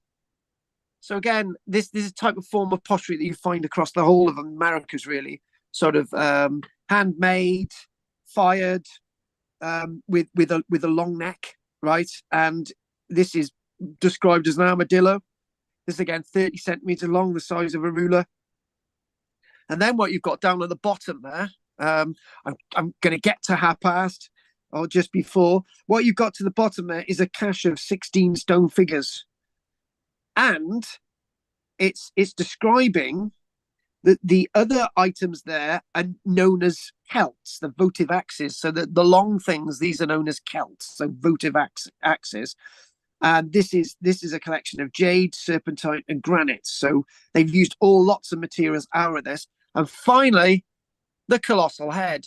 Now, if you type in the Olmecs, don't go for the round spheres, go for the colossal heads, and we'll finish on this. An Olmec colossal head, civilization gone by about 150 years BC. Colossal head, this is a ruler of San Lorenzo, and the helmet-like headpiece has side straps and a central identifying glyph, right? Glyph, basically like a hieroglyph, like a glyph that's got some specific meaning. And this itself was carved at the beginning of this Olmec world for their great ceremonial center in San Lorenzo. Just remind you of that at the end. And this itself is 2.85 meters tall. In other words, nearly 3 meters tall. So this is massive. This is well carved, and show you of the skill of these people. They would have had access to meteoric iron. They may have used that in there to carve things. I don't know, but they didn't have the abilities to smelt. And finally, and I mentioned there's the site of San Lorenzo. As I mentioned, that you've got loads of those carved heads from. And then this site itself is Oaxaca again, on the that's on the Pacific side of the landscape, which is going to be there. You've got this really interesting temple that goes into the Zapotec period, which is something else that we could sort of mention. And this has got a rather interesting story associated with it. And 150 slabs. You've got various figures here at this locality. You've got people in strange postures like dancing and swimming. And these, amazingly enough, are reliefs of naked men and not naked women. They were obsessed by the naked male form rather than the naked female form that you might see in the Western world. Brazen nudity was considered very differently. Male brazen nudity was deemed very differently in this world of the Zapotecs. But Okay, then, it's Carl. something that we can talk about again if you want Thanks me very to much. look at these people. So, right, it's Okay, precisely then about I'm off past. now. What's I'm that, off Rod? now. See you all next week. Roger, Okay. as planned, we finished Yes, Smack good, On. interesting. Carry on Smack next on. week. Cheers all. Take See you care. next Bye, week, Roger. Roger. Bye. Get to see where my Bye, fingers everybody. are. See you next week, Rog. No, no. Yeah, cheers. Ta-ra. Bye. Right. What about you, Anne? Oh, Anne's gone as well. Is she? I think she said goodbye, everybody. Oh, never She mind. did. I thought I was going to be left with all the totty. Never mind. Totty. Well, David left earlier on. Right, totties. What would you like to say, Margaret? Just about the Jaguar thing, there's a link with the Incas. They worshipped the Jaguar, didn't they? I'm gonna Jaguar. Jaguars, yeah, the Incas. Jaguar. The Aztecs did. And the Incas did as well, I'm sure. Right, we're gonna. Can we fact check that one? Yeah. Can you fact check that one, Margaret, before we say any more? The Aztecs were obsessed with the Jaguar. Yes, the Inca worship Jaguars. All right. Thank you very Yeah. much for that little bit of information. Thank you. Right. So, okay, Dreamy Weenie. Yes. No questions. Thank you. Really interesting. My pleasure. And finally, we're gonna. Oh, I was gonna say Anne. No, finally, Judith. No, nothing to say. Thank you. Very interesting. Oh my God! So did you like the fact that we visited 3 areas of the world? Yeah, all over the world. All over the world. We even mentioned Australia at one point. Once. We will. You know, there was something that was mentioned on Wednesday that we were talking about Trajan's column, and it was really significant, and I just cannot remember. Never mind. Yeah, but it was something that we'd come across, we talked about, and we hadn't come to a conclusion, and I think we'd worked it out on Wednesday. Never mind. It'll come to you. It'll come to me. It'll come to me. On that note, that's been really good. It's worked. So if there's nothing anyone would like to say, No. I'm sure AI will deliver something on. Report you to the police. Yeah, report me to the police. Some weird invasion, right? And Del Boy. And Del Boy. Yeah. I did you know, right? I'm going to show you something, right? I'm just going to show you something which is quite fundamental. The way that we're reinventing history, right? Is that I'm gonna I got to let me just show you something. Where is it? Hang on a minute. It's Wildflower outbreak. no, not that. Not there. Right. Me playing that character there on the left. I can't show any Nazi memorabilia on it, right? Because we wouldn't get it past the censors. But if I'm portraying somebody that would have been a Nazi, but I'm not allowed to display that he's a Nazi, that's reinventing history. It's ludicrous, isn't it? It is absolutely ludicrous. Yes. Ludicrous. And there's this guy who does a lot of stuff on YouTube about the Second World War. He's called Mark, right? And he specifically talks about, the Second World War videos now, and he's got to cross out the swastikas, or he's got to alter the swastika so it doesn't look like a swastika. That's because the mad. censors don't like a swastika's being shown. They were a good luck symbol at one time, weren't they? Yes. Yeah, Yeah. quite And do ancient. you know, mind you, you're allowed, right? You're allowed at the same time. There was an organization in, I'm going to get the country wrong. It's either China or Japan. I think it was in China that used exactly the same design as a swastika on a flag, right? And you're able to display that because it's not displaying the ones that were used in Europe. Oh, for goodness sake. Would they be allowed to have a Hitler-type moustache? There's a cat on the. Actually, that was quite popular. And actually, if you look at it, Stalin had a Hitler-type moustache as well. See? And What's his the name? haircut. Not Little and Large. What they called? Laurel and Hardy. Oliver Hardy had a little. He What they did. call it? A Yes, he toothbrush. did.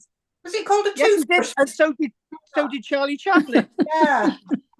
But it was the haircut and the tash, wasn't it?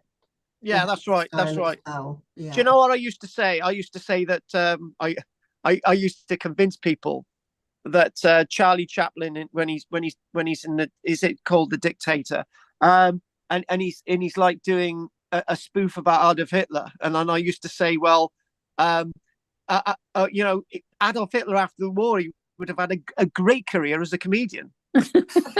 Yes. He would have been absolutely brilliant. Well, when he gave his great rally at Nuremberg, how did they not fall about laughing? I mean, when you look at it now, it's just so over the top, isn't it? And allegedly, he used to practice in front of the mirror to make the most dramatic effect. But Yes, he did. Yeah. Yeah, but it was just completely over the top, Yeah. isn't it?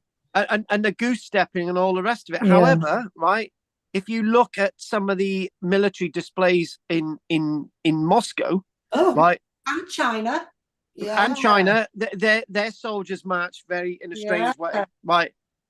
And it's the problem. The problem is when you see history and it's being altered, and then you've got I know lots of people don't like Donald Trump, but I was absolutely appalled when he was pulling down statues associated with the American Civil War, right?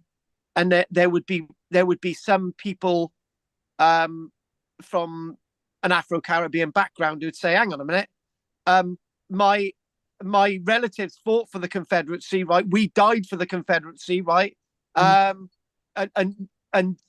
we're tearing down these statues for." You know, it doesn't make sense. You know, it's both color bloods, all three of them, black, white, and red, died for both sides of the American Civil War, right? And when you're pulling down statues and you're saying that's about slavery, and you're thinking, no, it's about people who sacrificed their lives and died for a cause, right? Why should you be pulling these things down? And then another thing, and what's happening now? They're spending millions and millions of pounds putting these statues back up. It's I can't fathom it. Money for I really Elbow. can't. It's shocking. I wonder which nation has the silliest march. Chile. I know some of them are just ridiculous. Actually, weirdly enough, the Chilean army still use a similar helmet to what the Germans used to wear in the Second World War, and one of their military marches is Erica. Erica, what do you mean, Erica? Type in Erica on YouTube. It's a military march, and the Chilean army have adopted it from the German army after the Second World War. Oh, okay. Well, a lot of the Nazis ended up in Argentina, didn't they? It's not a million miles away. Yeah. The weird thing is that after the Second World War, lots of Germans, whatever they were doing where they were military, went to places like Japan, South America. Operation Paperclip. Yeah, Yes, Operation Paperclip was about the SS. Erica, wasn't it? But there was lots of, for example, there were lots of Luftwaffe who went to South Africa to help the new and building South African Air Force. Oh, didn't know that. Well, I did see a program. They were convinced that Hitler actually went to Patagonia Yeah, but he was Welsh. That's why. and lived out his life. Yeah, He in the was Welsh. Patagonia. Yeah. He was Welsh. He had an inferiority complex, like every Welsh person. So he was Welsh, and he was short. So yeah, he felt inferior. Like, you know, you come to Wales, we always feel inferior. Will the English women like this? Will the English women like that? You know, that type of thing. You don't feel inferior, Carl. I do. My missus is shorter than me, and she's 10 foot taller. Yeah. Right. Okay, then. On that note.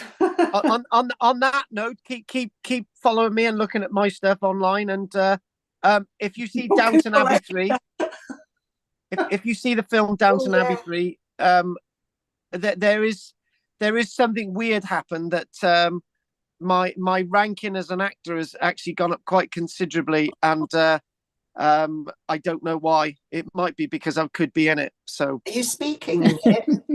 Yeah, I am speaking in it. Well, I was speaking in the bit I did. Whether I am going to be speaking in the film, I don't know. Are you credited? This is the point. I'm not credited, but I am credited. Oh. I'm actually credited on the official acting website, but there's something which I've noticed. It's like yeah. Is it IMDb? Is it that Yeah, one? yeah. If you look on IMDb, you'll find. I've been in 120 productions. You'll find the fact that you're only listing 15, but most of us do stuff that don't even get on there. So, she's looking at me. Do you look like you do now in the film? Will we recognise you? Well, there's only one person playing with a sheep.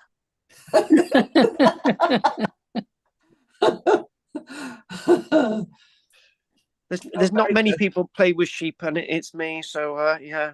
Yeah. Okay. I remember turning up on one set like a couple of months later, and somebody said, you know, this guy I got to know really well. I've seen him a few times, and he said, oh, I said, oh, I'm going to be doing this sheep shearing thing, and he said, you really? We've been looking everywhere to find somebody to shear sheep, and we couldn't actually find anybody, so we couldn't do the scene.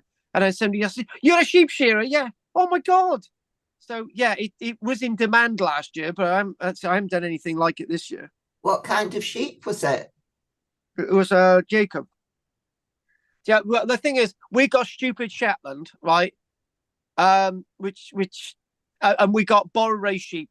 Yeah. Our Borray sheep are as scatty as anything. They don't like you going in anywhere near them, right?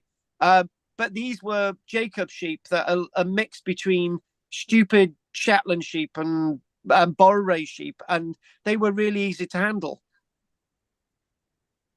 Are they specially trained for the film industry? Well, but by the day I did the filming, right, I can't. Apparently, I impressed them so much. This massive sheep I was able to fling over my head, and I was able to put it on its arse and on its side. And they said, "Oh, can you do that again?" I did whip this thing up, flip it across the road, chunked it down, and they thought, "Oh my God, that's amazing! Can you do it again?" So I did it again, and it was fine. Oh, sheep! Yeah. And I'd never seen anything like it after the film shoot. After the film shoot, it was like I was cleaning up the sheep and all the rest of it, and it was like this multi-million-pound production. It was like, oh, we're all going now. All the caravans are going off. Everything's going off, and all the food. And think, my God, I just been left with the sheep. Were you not given a trailer? No, it wasn't anything like that. It was just so weird. It was just one of the. It was an odd thing. It's surreal. Yeah, it was still surreal. Yeah. Oh well, I think it's out. I think it's at the cinema next week. No, I've been telling people it's the cinema this week. Oh my God. Not here, it isn't. Cinemas will show it different. They'll have Yeah. a different schedule, won't they? I don't know. Yeah, well, basically, from what I know, it's in the they've got like a big outdoor sort of farm scene with loads of stall holders and stuff, right? And in that there's there's like the main cast and stuff watching me shear these sheep. Oh, I was so into it that day, right? It was just like they said, hang on a minute, you got your back to us shearing the sheep. Because I was actually in farmer mode, and it was like, all right, you want to see me shearing the sheep? All right, so I had to do it all again. I forgot what I actually forgot. Yeah, that I was you were involved. Yeah, I actually thought I was actually. Yeah, I didn't realize I was acting. You were doing method. You were doing method acting. I was fully into it. It was something different. It's a shame Maggie Smith's not in this one, is she? Unfortunately, No, Yeah. she was my favourite. They say goodbye to her in this one. Yeah. Oh, did you get to meet Lady Mary? No, there were two main lead actors in front of me, and it was such a blur. I think maybe one may have been Hugh Bonneville, and there was somebody else. I can't remember. Well, it's on it. I can't describe it. It was all. It's now a haze. Yeah, exciting though, I should think. Yeah, it was great. Yeah. Oh, well, this could be the start of something really big, couldn't it? Don't put the pressure on, love. don't put it there yet. No, don't jinx it. Don't jinx it. Don't jinx it. Don't jinx it. Don't jinx it. Don't jinx it. I tell you what, if I ever did a bit really, really big film, right, you guys would know it.